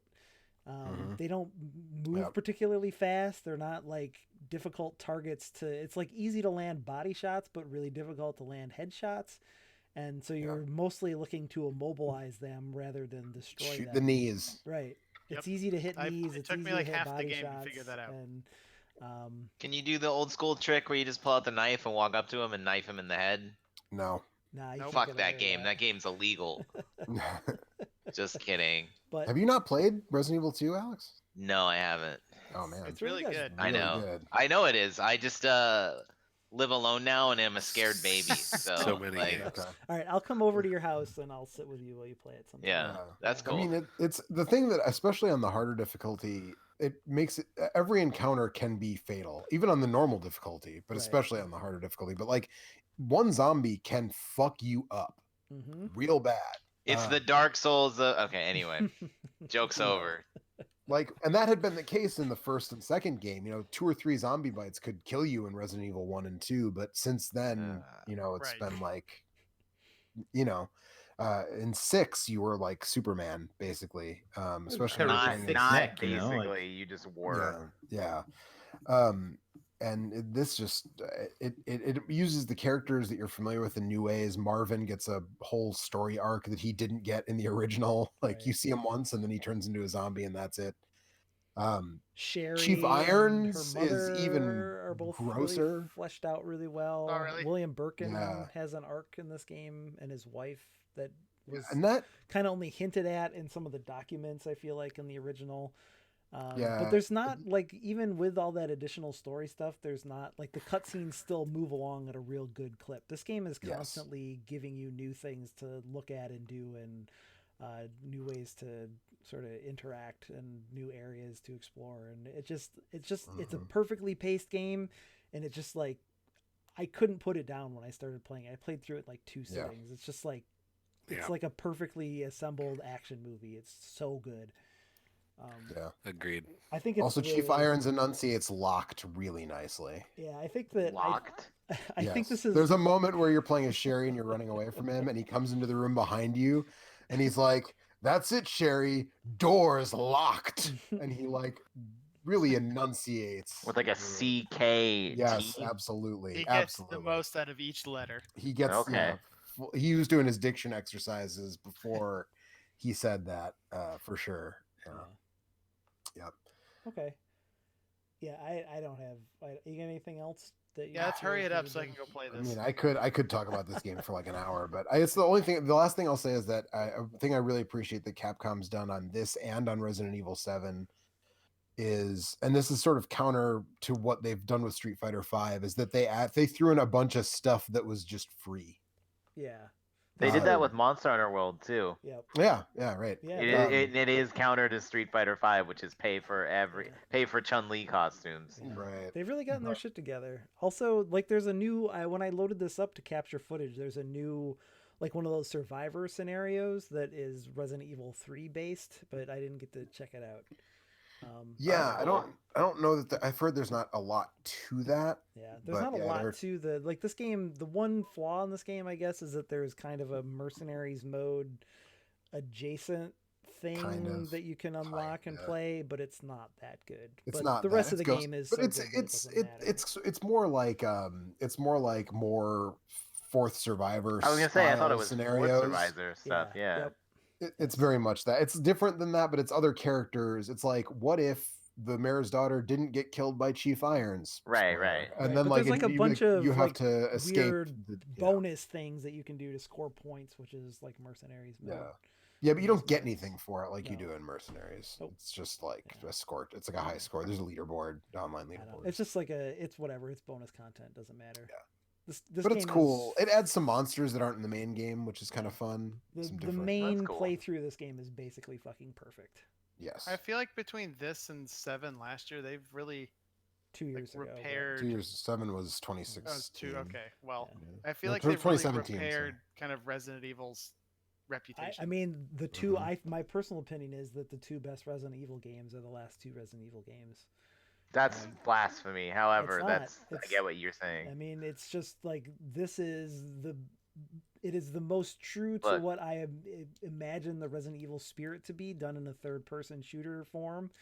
And 7 has the highest highs, I think, in the whole series. Specifically, the first couple areas that you're in, where you're being chased around by that asshole, and I should really. Yeah. play Yeah. this game. 7 is so good. It's so good. the part of I- 7 that is Texas Chainsaw Massacre 2 is fucking incredible. Yep. But this game is, I think this game is just like better from start to finish. Like it's just. Look, all I'm saying is Resident Evil 4 is fucking sick. Resident Evil is. 4 is fucking No, you're sick. right. But that's That's all I'm saying. right. You're not wrong that these are excellent games. Yeah, Like 4 is that's- great, 2 is great. There's a lot of great Resident Evil games, but I personally think this is the best one. But I hope anyway, that 3 delivers. You know what? It's not the best though. It's not the best. It's not the best game of the year according to us, apparently. 2019, which we should move on to our number one game, Mhm. which is And the most consensus we've ever delivered on one of these. This game is- was 1 or 2 on all 4 of our lists, and it is It's Fire Emblem control. Three Houses. take control. Dun, dun, dun, dun, dun, Hey, Alex, dun. did you play this yet? No, I'm never gonna. It's fine. It's really Remedy's good. back and they made a really cool game. You They know, made I this didn't- is the best Remedy game. Eric, I'm really sad you didn't queue up the Dr. Darling music video for. Oh my god, look at this game. It's so gorgeous. The one Yeah. where he's shirtless. So after Yes, playing Outer the Wilds one where and you, running like, across dance. like a million things that made me go like, wow, so cool. Control did that too, except that I didn't spend 10 or 12 hours being frustrated because I didn't know where to go next. Fair.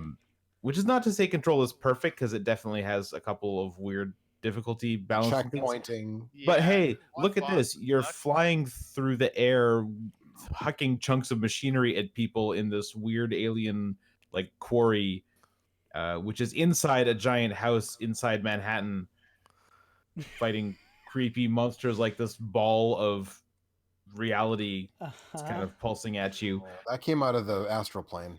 Yeah, I like you're wearing that stupid outfit instead of your business suit. this is the best. That's the only outfit. This is the best. No, one. the business suit is the only Yeah, outfit. Get the fuck out of here. It's either this I or the Picked up jogging that guy and suit. You threw him. know, Now you're I climbing just- through the sky. This game I is just- awesome. This I just game is left fucking her in the leather awesome. jacket the whole time. Nope, you gotta wear the suit. I actually agree with Joe. What's that? Yeah. Like, I didn't even know there were outfits in this game, but I don't know why you would take off the leather jacket. You wouldn't. I love this cult leader Because you thing can that you got dress going like on. This the one's got president. tassels on it though. Tassels? Anyway, They're tails, aren't they? Not tassels. I think we've done 3 streams that were all an hour and a half, where we just kind of played Control and talked about it. So I don't know that I have a ton of other things to say about it. Yeah. It's cool as hell. It's got good writing. It's got a really cool setting. The gameplay is, it's fun. It's not maybe really fun. It's a little too. I think that the biggest problem with the gameplay is just that the game is a couple hours longer than it needs to be, especially if you Right.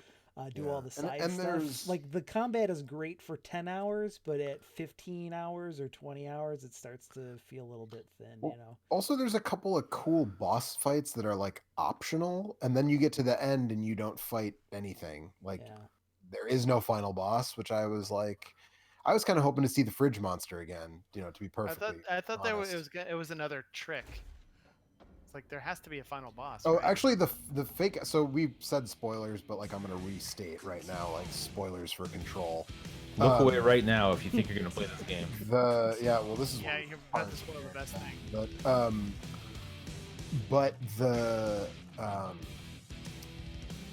fake out ending was super good. Yep. Fake out ending is super good. Because first I was like, they ended it like that? That's some balls. Like, that's the ending. And then it's not the ending.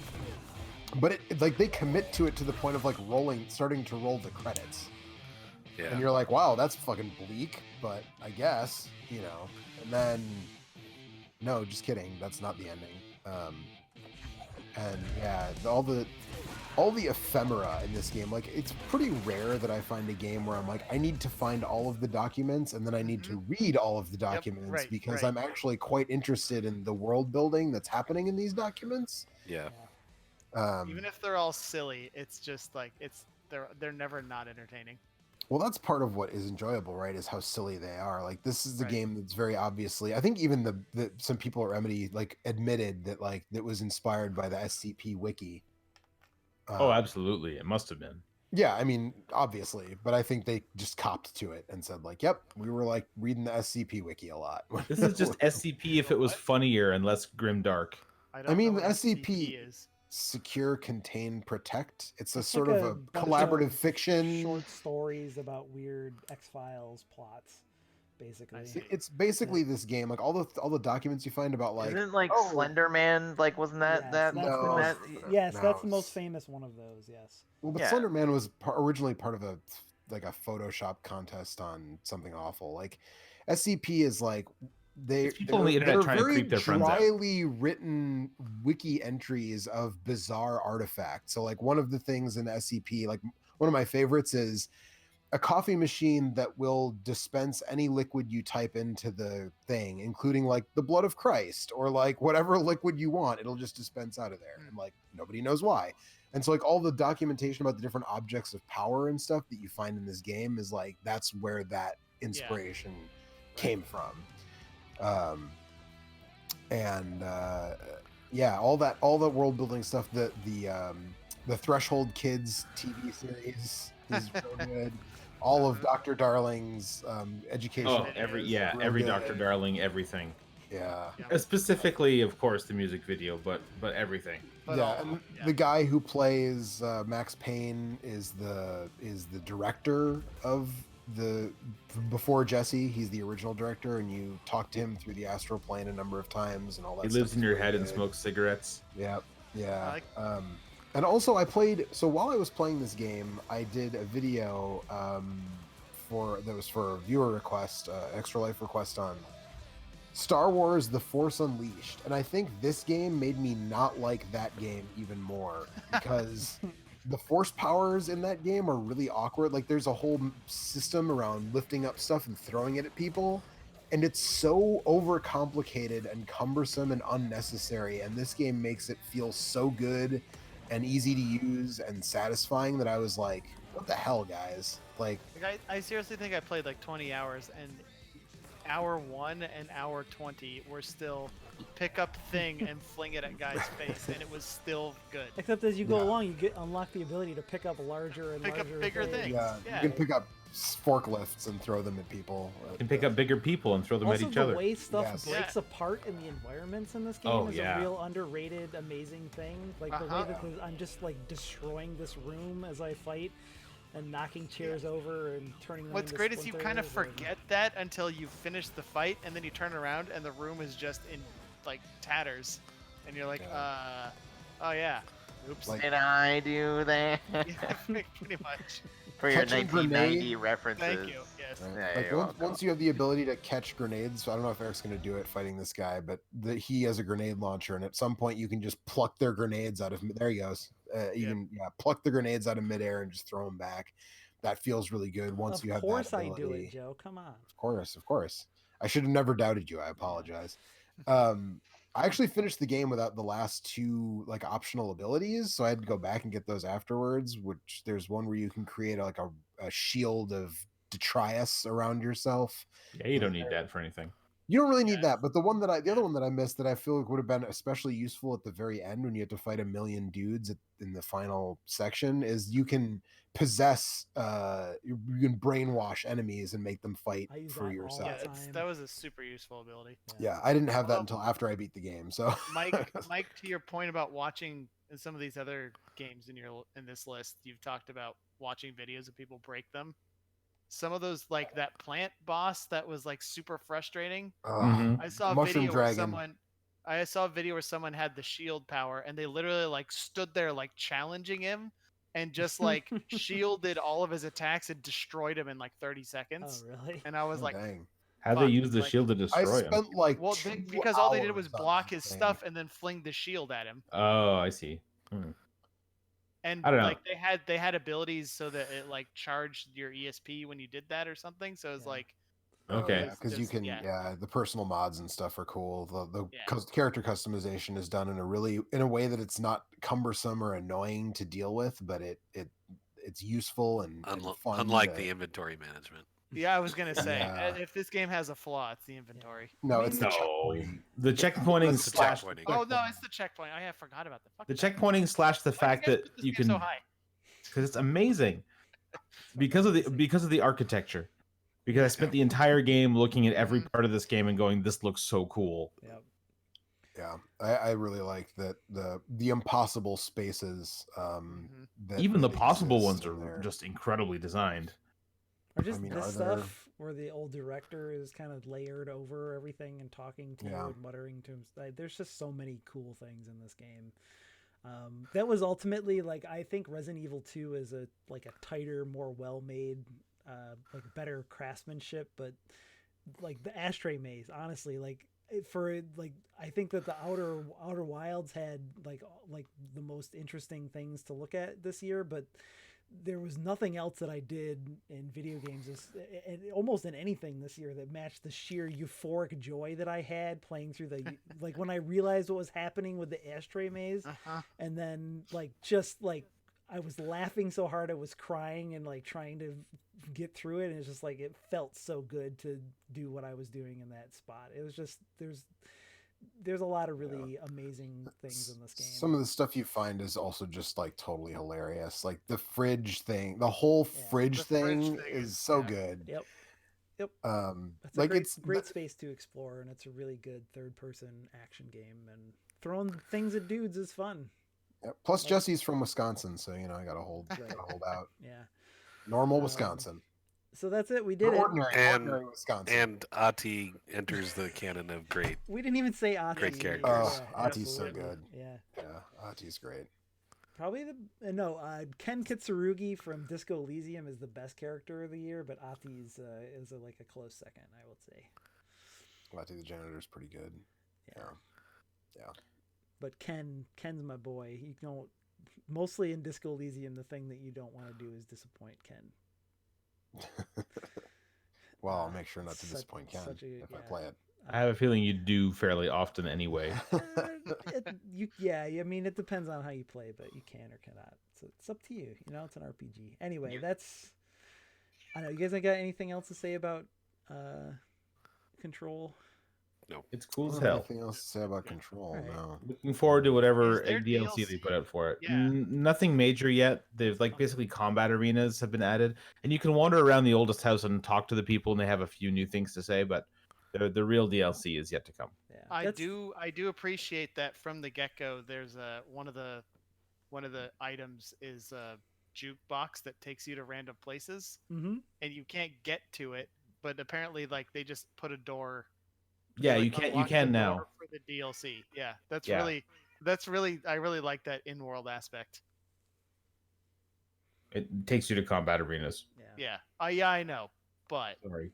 I just Hey, like Dr. that they Darling. did that. Yeah. Yeah, I had to get the Dr. Darling. Yeah, I don't know. alright. This is a weird year for games. They're kind of all over the place. I like Control a lot. I like I Control thought a lot this year too. was really this. I mean, I mentioned it, but you know, there was a Contra alike. There were a couple Contra alikes. In fact, there was a new Resident Evil game. There was a new Metroid, like a Castlevania Metroidvania proper, not just any old Metroidvania. There was a new River City beat 'em up. Like for me, this year was just I heard people There's a saying new like they Devil- thought 2019 there was a new Devil May Cry. You weren't here to Yeah. talk about it, Alex. What the I'm, hell? I'm sorry I have a job. We should be. Yeah, damn you. Uh, I mean, this is also like, yeah, I mean, it's Yeah. like a couple great third-person action games, couple great puzzle games, couple great roguelite games, couple great I think a really great multiplayer game in Apex, great couch multiplayer game in HeFo. I think this was a really great yeah. great year. Oh, overall. HeFo It was a really good year for games. People were down on it really early on, I feel like, and then as the year went on, but I feel like it already was good early on, but then like it got better, you know what I mean? And like There's a bunch of I other don't know. stuff that like that new Fire Emblem game that came out this year is still Yeah. not to my taste because it's Fire Emblem, but it's a great Fire Emblem game. It's good. Yeah, Did you guys talk about Sekiro? we didn't talk Nope. about that. Was not on any of our lists, but Well, first of all of your lists are dog shit then. And second of all, yeah, new From Software action game that was sick. Like yeah, call me when they've got one that has some character builds and stuff in it. The stuff that I'm actually interested in from them. listen, it's a new Tenchu game, all right? And that's sick. I guess. What if Tenchu was I Dark guess it kind Souls? of Oh, tight. there's some really awesome stuff in Sekiro, but I just There cannot- is. I That game's good. can't grok the I- mechanics of it. So I played more of Sekiro than any of the Souls or Bloodborne games, so I mean, that says more about you than it does. I don't think so. I don't think Nah, it does.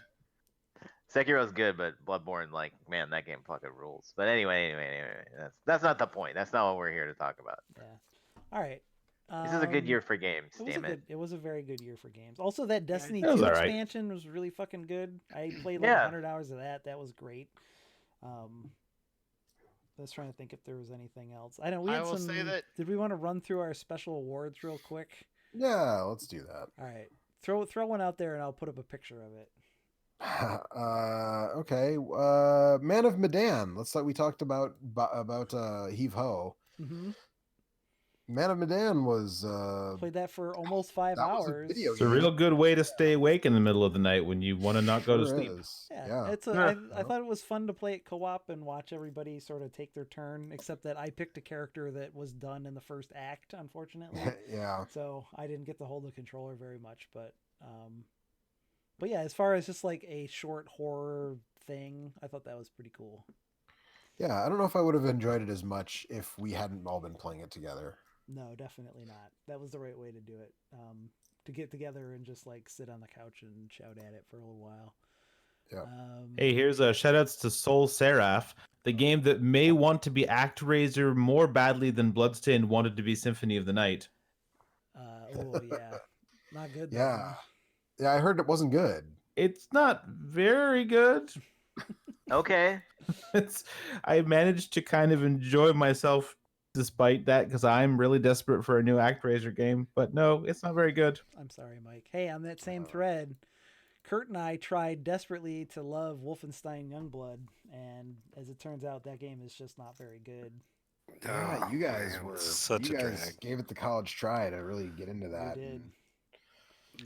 There's like the kernel of something good in there, and it just can't get out of its own way. Yeah, I mean the kernel is that the two main characters fucking kick ass, and running around shooting Nazis is fucking awesome, and there's a lot of amazing weapons, and then they just kind of force you to play through the same areas over and over again, and they scale the enemies up to your level constantly, so it's incredibly difficult. Yeah, and it's always just a fucking grind to get anywhere. And it sucks. If it was just like a romp through all those areas once and you got to just run around and shoot Nazis and be fucking the coolest girls in video games, then that game would have been awesome. And it's just it's unfortunate that it wasn't that. Yeah.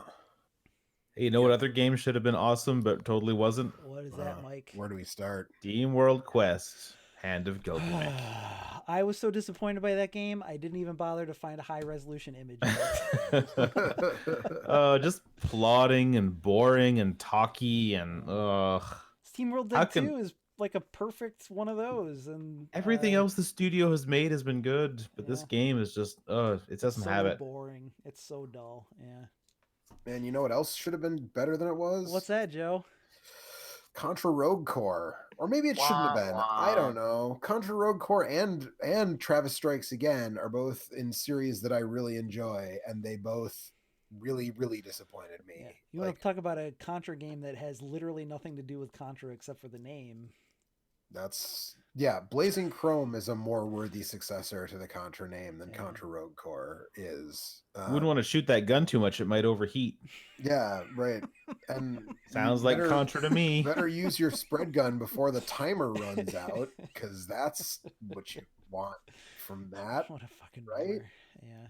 I mean, like, it had some moment. Like, there's a moment early on where like you blow up I can't remember if it's a bridge or a gate or something, and then like your dude just like your dude suplexes the bridge, which is, that's good, but like not good enough to make me want to keep playing that fucking game. All right. And Travis Strikes Again was like, it's obviously not No More Heroes 3 because we're getting No More Heroes 3, but it was like, I like the No More Heroes games. The first two I really liked a lot, and Travis Strikes Again was like, it was actually pretty similar to Contra Rogue Core. It's a pretty dull top-down sort of isometric-y, very bland action game that just did not do it for me at all. Good thing there were a bunch of good action games this year.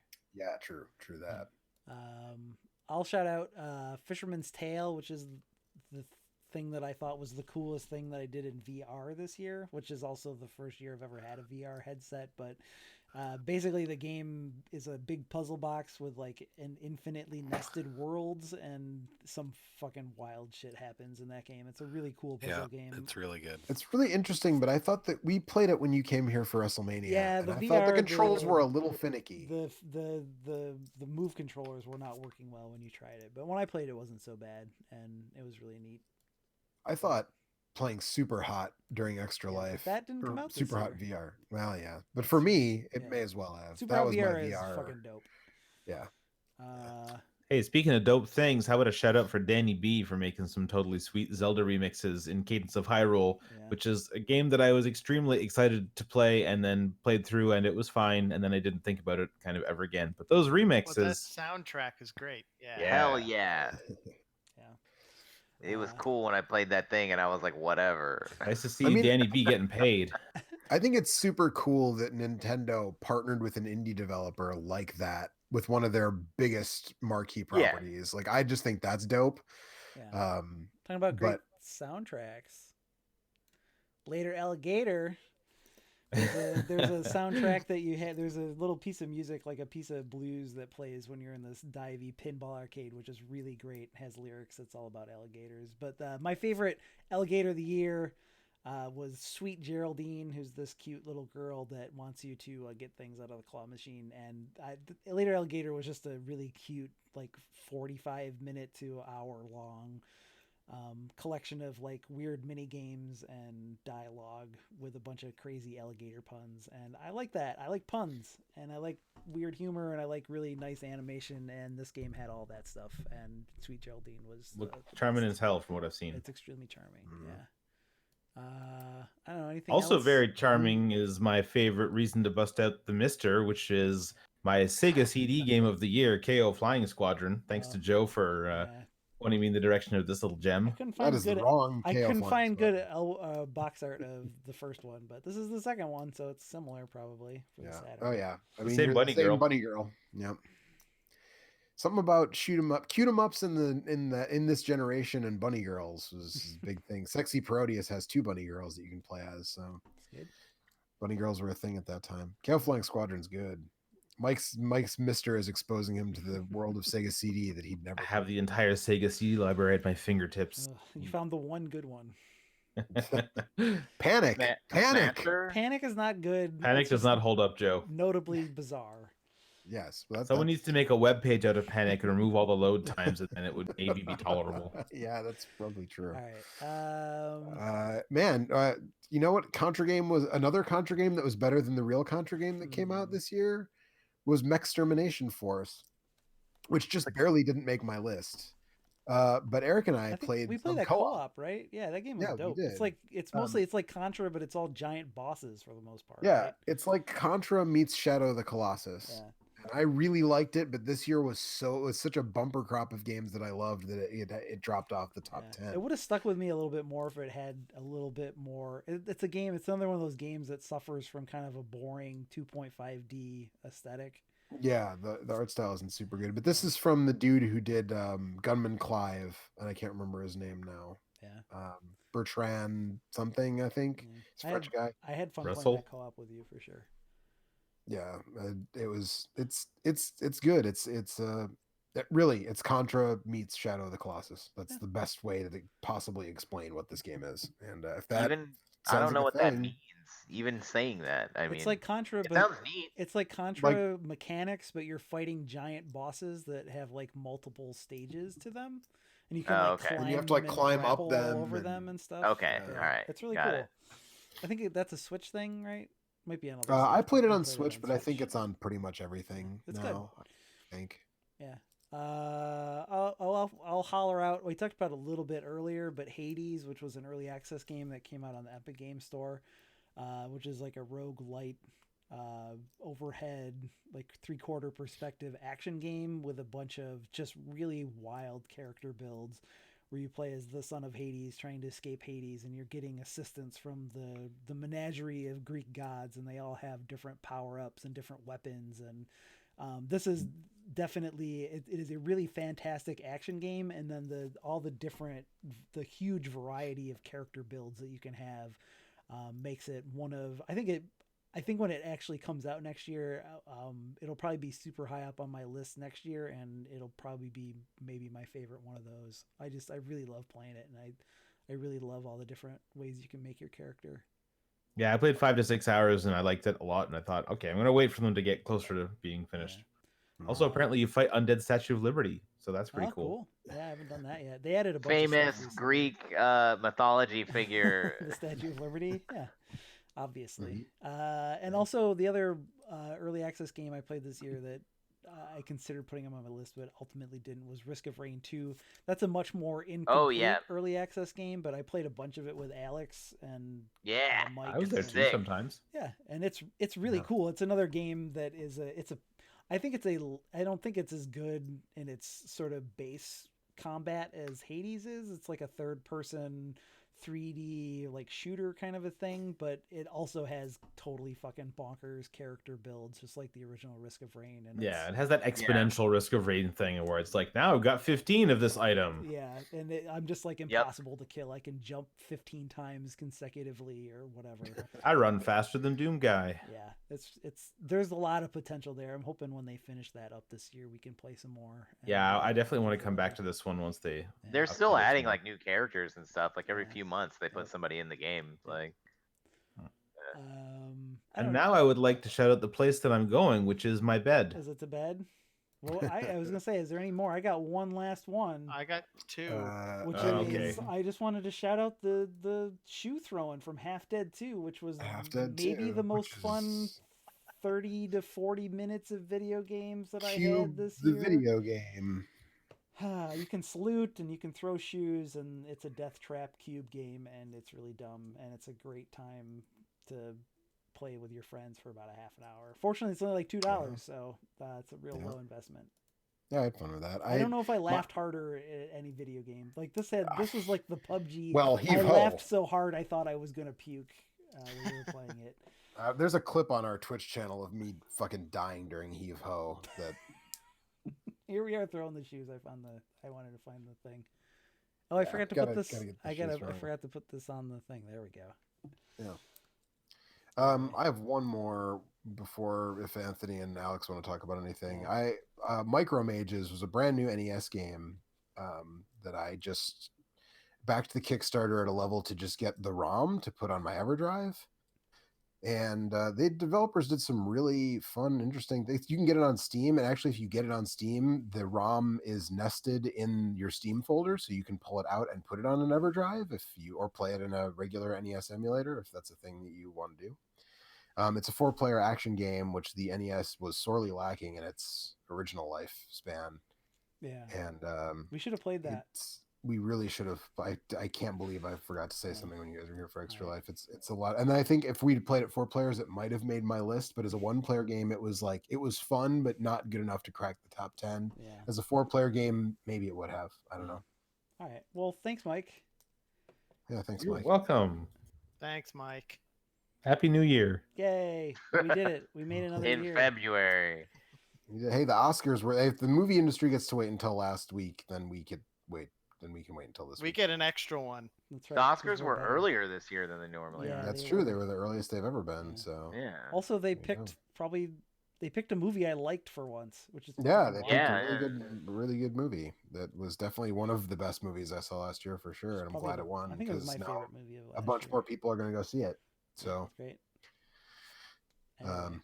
yeah, I don't know. Alex and Anthony, do you guys have anything you want to? Yeah, go for it. The greatest moment of wish fulfillment was finally playing Tetris Effect at somebody's house and lamenting that they hadn't released it on PC and coming In home VR? and finding And then finding out it was and there. finding out, well, they released it the day I came home. And I Oh, was okay. like, oh man, like my wish was instantly When granted. is this? When does this come out? Like an hour ago. Yes, that's exactly. Yeah, it's exactly. I was like mad about it the entire drive home. Did you play So- it? Did you play it in VR or no? I did not. I wasn't. The VR thing wasn't working. So I still have to do that on my at some point. But even without that, that game is just everything I wanted. It's good. I like Um, Touch Effect a lot. I'm glad Eric brought his PSVR so I could check it out in the spring. It is a very fucking cool Tetris game. And I will give a shout out because somebody asked to the new Pokemon game because it's just really nice. It's just like it is just such a like uplifting place to be in. But Anthony, it doesn't have the full global I don't- Pokedex. Yeah, but I don't care because I didn't play like 3 or 4 generations. Yeah, of but that, so Anthony decks it. I don't. Yeah, I don't care. I really like the name Dexit though. Wow. Is that like I Yes, hate that I know that that's really a thing. Like I was That's about really to say, what it is is. that really a thing? I was like, yeah, it is. It Absolutely, it definitely is. is. 100%. It's Fucking just, but that game nerds is on the just so internet. pleasant, and like even your like rival in the game is like a dude who like views you as a rival because he knows that having a rival makes him better, and so he's like constantly encouraging you, and you're like constantly encouraging him after you trounce him, and it's just so nice. And good. like That's the how I've- presentation is nice. It's just really nice to look And you at. get to pet the Pokemon, right? Just like Sun and Moon. Yes, and you can like play with you Yeah. can throw balls for Yeah. them and Yeah. cook for them. Yeah. Eric, I'm that's- kind of sad that your best alligator of the year wasn't the one in half. I mean, that was most deadly alligator of the year for sure. Well, yeah, it's true. Yeah, that's how I felt about Sun and Moon, Anthony. It's just like a really positive, fun thing. Although Sun and Moon, the story in Sun and Moon is like totally fucked up. Well, the story's not all that great for this one, but it's like the fact, like I totally discounted the fact that you can turn your Pokemon giant, but playing it on an actual TV and like when like the whole thing is modeled after like football stadiums in the UK, and so there's like thousands of people cheering as like the Pokemon grow giant and start like attacking each other. It's just like it gets you really pumped. It's good. And I did not I totally expected to just play this with my kid and kind of like suffer through it, and I like legitimately look forward to playing it. Yeah, I the best thing I did was play a Pokemon game like 20 years ago and then not play one again until 2 years ago. Yep, exactly. I'm exactly there. Yeah. I can see that. Maybe I should play this one because Blue was the last one I put any actual time into. So. Yeah, same. Although I played red. Yeah, red. I thought about getting like Let's Go Pikachu or Let's Go Eevee because I had a bunch of stuff in my Pokemon Go Pokédex, and I was like, well, I'd just start with like 100 Pokemon if I did that. The best thing, because we played that one last year, if you have a save from that, in this one you get a Pikachu that when he grows giant, he turns into the fat Pikachu from the original game. Oh man, I love Fat And that Pikachu. makes me, I love fat Pikachu. Anyways, other than that, the only thing I played that impressed me as much as Outer Wilds was I finally played Oberdin this year. And I still need to play that. which doesn't count because it came out last year and I should have played it immediately, but holy shit, I can't stop thinking about that game, and I played it like 6 months ago at this point. That game is really awesome. Yeah. Yeah, I still need to play that. I And feel like that's going to be my 2018 game of 2020 maybe or something. You can get everything you need out of it in like 4 or 5 hours. Yeah, that's what I've heard. Yeah, it's definitely worth it. I don't know. You guys got anything else? Well, we already talked about it. Sekiro is really good, like super good. I Fire wish- Emblem is also Fire really Emblem. good. Yeah. I'm trying to think if there's anything else that I played that you guys I'm enjoying playing Remnant from the Ashes.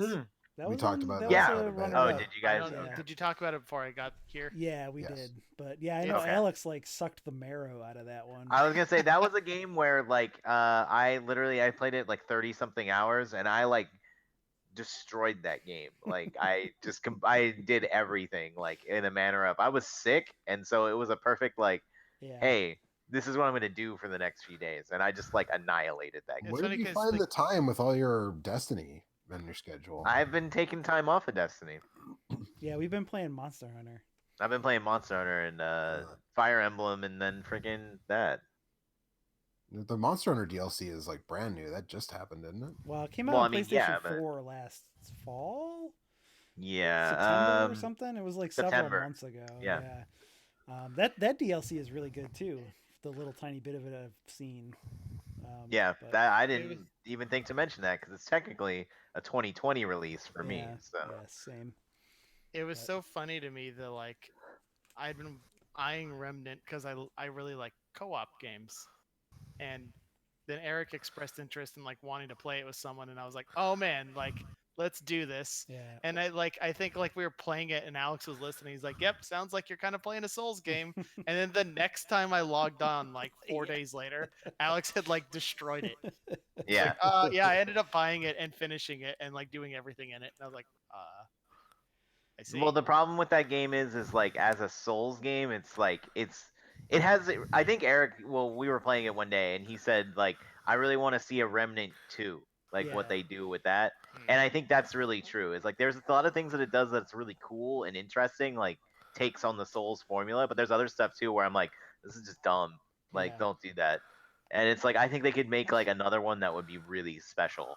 But it definitely proved that like multiplayer that can work. I mean, Dark Souls is multi. Well, what- I what- guess that feels different to me. Yeah, I Yeah. get what you mean. It's not as Yeah. easy. It's Dark there's a Souls little isn't more a archaic co-op game. stuff. It's a single player game that has co-op like bolted into it, whereas Remnant feels very much like it was designed to be played with Yes, multiple people. right. Yeah, exactly. That's yeah. Like you can't even really do a multiplayer playthrough of Dark Souls. You have to like hack it together because every time you beat a boss, it like knocks you out Right. of your host's world, and whereas Remnant, you can just play through as a team if you want. There's stuff that they put in the later Souls games that makes that easier. Yes, yeah, but Where it you still put in- isn't like you just click a menu thing. and You still have to start sound like summon them and Yeah. stuff, but if you put in a password, it'll like guarantee that Yes. those are yeah. Right. So, I mean, there was a hack you could do that in Dark Souls 1 on PC too, because Coffee and I did that. But yeah. in the original Dark Souls, there was a night where Coffee and I were trying to play co-op together, and we spent like 2 hours just like putting down the sign and hoping it would show up, and then it didn't show up. So then we had to like reset the thing, and it's a fucking nightmare. Anyway, that's not a 2019 game though. Is there anything else that we feel like we need to talk about? There's a lot of good fighting games that are like being supported and like came out this year. So Yeah, I meant to play Samurai Showdown, but I didn't get a chance. Yeah, But I didn't. yeah, Sam Show was really, really good. I like Sam Show a lot. I still play that like pretty often with I'll have my like friends come over and we'll just like play Sam Show for hours. Like Soul Calibur is still really good. Tekken's been really good. I don't even know. Street Fighter exists. Uh Uh-huh. Dragon Ball had kind of an off year, but they're making a bunch of changes to it next year, and it sounds like it might be pretty good. What's that? I don't know. Even What's Smash it? had a decent In-birth amount of something? characters. Smash had a bunch of cool characters and stuff come Yeah. out. Yeah. Do you play that in-birth, the something in-birth game? That's not out yet. Well, I did actually. I did play Undernight. Undernight in Birth is what you're thinking of. Yeah, that's not actually I out yet. did play that, but there's a new version of it that's coming out like in okay. like a month. Alright. So maybe that's what you're thinking of. Yeah. But I did also play that this year, and that is also very good. Yeah. It's yeah. almost as if this last 5 or 6 years is the best time to fucking play video games or something. Yeah, almost. It's just like it's there's weird that kind of we a live crazy. No, infinite Eric, amount of the video time that I have games the to most play. nostalgia for was the best time to play video games, obviously. Yeah. What were you gonna say, Alex? We live in like a weird fighting game renaissance where like technically there's like been new entries and like pretty much almost every major fighting game franchise like in the past like 5 years at least. Give me a new Capcom versus SNK, god damn it. I know. Well, there's no Capcom versus SNK. There's no like Darkstalkers, but that's like it. Like honestly, like there's a new Dead or Alive, there's a new Tekken, new Soul Calibur, like new Street Fighter, like everything. Like, but it's like it doesn't feel like it because I don't know. People just don't talk about it because it's not like as big as the big esports games. I don't know. So it's like weird. It's like we live in this golden age of fighting games, but like everybody hates fighting games. It's weird. But then also we live in a golden age of just video games, period. And fucking what do people do is just complain on the internet all day about how everything fucking sucks. Yep. And it's like, all right, well, cool. There's just so many good games that, like I said, I think I hit 40 something this year, 43 games that I put enough time into to feel comfortable like assessing for this list, and it's just, and there's still like 15 other games that I wish I'd had time to play. That's just it's ridiculous. Yeah, like I disqualified the Ninja Warriors, whatever the weird American title is, the Ninja Warriors remake. It's like the Wild Guns thing, and I just like decided I wasn't even going to consider it because it's not technically a new game, and it made making the list easier. Yeah. Yep. And you know what's going to be crazy is next year is also going to be pretty good. So, or this year, I guess. Hopefully, yeah. I mean, hope so. Listen, there's a new Animal Crossing and Doom on the same day. Yeah, this year is going to be made in one day. That's crazy. I have no idea if Cyberpunk's going to be something I'm into or not, but like I'm at least giving it a try. I don't know.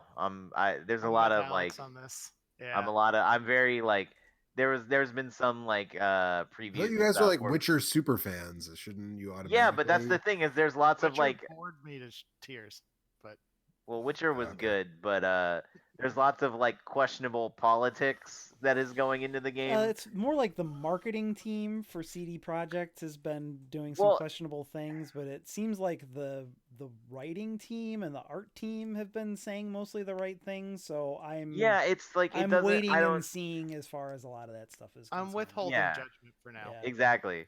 The only thing that there has definitely been some really shitty things coming out of the marketing department for that company to the point where I definitely was considering passing on Cyberpunk at one point. But then, like I said, there's been some other people from the writing and art team that have stepped up and said things that are better without getting into specifics because I don't want to have a 20-minute conversation about it. But yeah. And I don't want to have comments on YouTube about this. Right. No, nobody's going to watch this, especially not this far into the video, so I wouldn't worry about that. But I hope. Congratulations! I really hope that game is good because I like that company's games. Yeah, I like shooters. I like the Witcher games, and I like Cyberpunk aesthetic. So it's like, if that game sucks, then like, man, you blew it because that's you had me nailed. Like, that I'm Final the target Fantasy audience. VII remake is coming out pretty soon. Yeah. I'm happy Resident to Evil 3 comprehend your remake. feelings about that. I'm gonna play both of those remakes. I really What was want to the play other that Grand Blue fighting game, What but was the That, other that game remake looks you said? fucking dope, man. it does, dude. Yeah, that I'm looks good. into it. Yeah, I don't know. I feel like there's something else big that's coming out in like April. I don't know. Resident Final Evil 3 is Fantasy coming VII. out soon. What do Oh, how that's do you right. Final Fantasy 7. You're right. Yeah. How do you so- feel about that new Resident Evil 3 thing, Joe? Are you excited for that, or is it a little too much too soon? I mean, I'm not sure how I feel about it.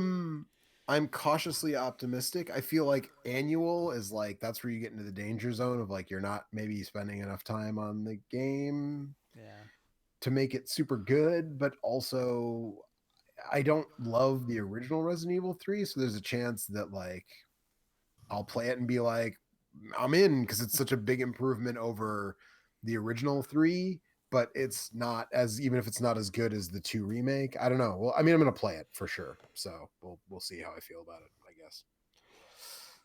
Yeah. And I'm actually interested, even though I think Final Fantasy VII is like way over nostalgized at this point. I'm interested to play the remake because The version of that story would be really good, I Right, think, yeah, because it's right. actually a really interesting, especially, and it feels almost more appropriate to these times than it did to 1997. and I actually kind of liked Crisis Core Yeah. for the PSP. Like I Yeah, thought that was that pretty game's good. decent. Yeah, I like So, that game too. It seems like this is more in line with that than certainly with the original Yeah. Final Fantasy. I mean, VII, it's so Final I'm Fantasy willing to 15. give it a try. I pre-ordered it. I'm planning on getting it and playing it. And I hope it's good. I don't know. I don't expect it to be that good, but I need to find out. That's one of those things I have to find out for myself what that game is. And I feel okay Funny, waiting like and I've been seeing on so that, but I've been so dismissive about the whole thing, and then Yeah. I watched like a recent trailer and was like, I had all these weird nostalgic yeah, feelings, and I'm like, I was not expecting to have this at this game, and I maybe that game was really important in Look, man. 1997. it was. I All I'm spent gonna an say- entire summer reading the Versus fucking strategy guide on it. I had that game pretty much memorized before I ever played it. all I'm gonna say is they've shown a lot about that game so Uh-huh. far, and I haven't seen Yuffie once. That's bullshit. Well, Fucking th- bullshit. Honestly, Isn't the this- thing that doesn't had this me the only most take scared place- was that one gameplay demo they showed was like the Barrett interpretation was still super racist. I was like, Uh-huh. oh no, we're gonna do this again, aren't we? Isn't the game only the first part of the game? Yeah, it's Yes. just the city. I Yeah. think. Okay, so You that's just why. play through it. Well, they're till you splitting it leave, into 2 parts. 3 they parts, said. I think. I thought it was three? 2, I think but it's 3 okay, parts. maybe. Oh, I thought But it was you're not more than gonna that, see- but Originally, they were saying it was like way more than that, but I think they walked that back, and like they haven't been consistent about what that Right. is. I you mean, know the what next part Like, might not come out for 5 years either. The way Yeah, the exactly. schedule that Square works on. I don't know how Square Enix makes money because they just make games for an infinite number of years, and then it seems like they're always complaining that they're not selling that well. So I don't know how they're still in business, but yeah, I don't know. anyway. I don't know. That's you're kind of right about that. Now that I'm thinking on it, I guess Final Fantasy 14 is the evergreen. It's true. That's Money- pretty money popular. tree. people liked 15, I guess. They did, but it's not going to keep selling copy. You know, people keep Yeah, seeping yeah. money into 14. Yeah. Like, but yeah, it's like every Deus Ex game takes a million years, and they say it didn't sell well enough. And on the Tomb Raiders, they're like, yeah, we liked it. The critics liked it, but it didn't sell enough copies. And like, Yeah. I think maybe the game I'm most interested in is there's this puzzle game called 12 Minutes, which is like a time loop thing. That there was an unfinished video that was posted to Giant Bomb like 5 years ago, where the developer sat down with them and played it for an hour, and it was just like you're in your apartment and you're like with your wife and you're making dinner, and then this guy shows up and ties you up Oh, and kills yeah. oh you. yeah, And then yeah. so it's like you play through the same loop over and over and over again to try and like figure out how it is that you're supposed to get through that and survive long enough to find information. And every loop goes a little bit further because you can kind of like survive and find new pieces of information Right. that will let you Yeah, I get forgot through about it. that. And But that that's I does think look super that's interesting. officially supposed to be coming out this year, and I Yeah. like that sounds like something that's so fucking far up my alley. Yeah, that sounds like it could be really cool. Yeah, that and then that new Vampire the Masquerade game is also supposed to come out this year. Yeah, that's right. Vampire the And I Masquerade. think Kara Ellison is involved in the writing team, and I don't know. I love that first Vampire the Masquerade. I think that game is like really great and has some really great writing, and it's like a great like early 3D RPG kind of a thing. Right. I don't know if this one will be good or not, but I'm very curious to find out. I was gonna say we're about to Same. find out. Yeah. And also Half-Life. There's a Half-Life coming out this year. Yeah, but you have to have a VR headset to play it, don't That's you? not real. It's coming out like in a couple months, man. I don't know. Believe it when it's New on when it's Kerbal, on Steam. I'll believe that it's coming out. New I Kerbal hate Space it Program. because Eric's gonna talk about it, and it's gonna make me want to get VR. VR is not real. I don't even I have know. a VR thing that can play it, but I've been considering buying one. So I Yeah, don't this know. is what We'll I'm see how that saying. You're goes. gonna be bad for me. Well, you can come over to my house and play it. All right. Also, that Gears Tactics game is supposed to come out this year. What? They made Oh, is that the Funko Pop one? No, it's the Funko Pop one. You know how much I love Funko Pops. No, it's like XCOM but Gears of War. With Funko Pops. We gotta get With Mike Funko in on Pops. this. Yeah. I know. That's all I got. Anything Yeah, else?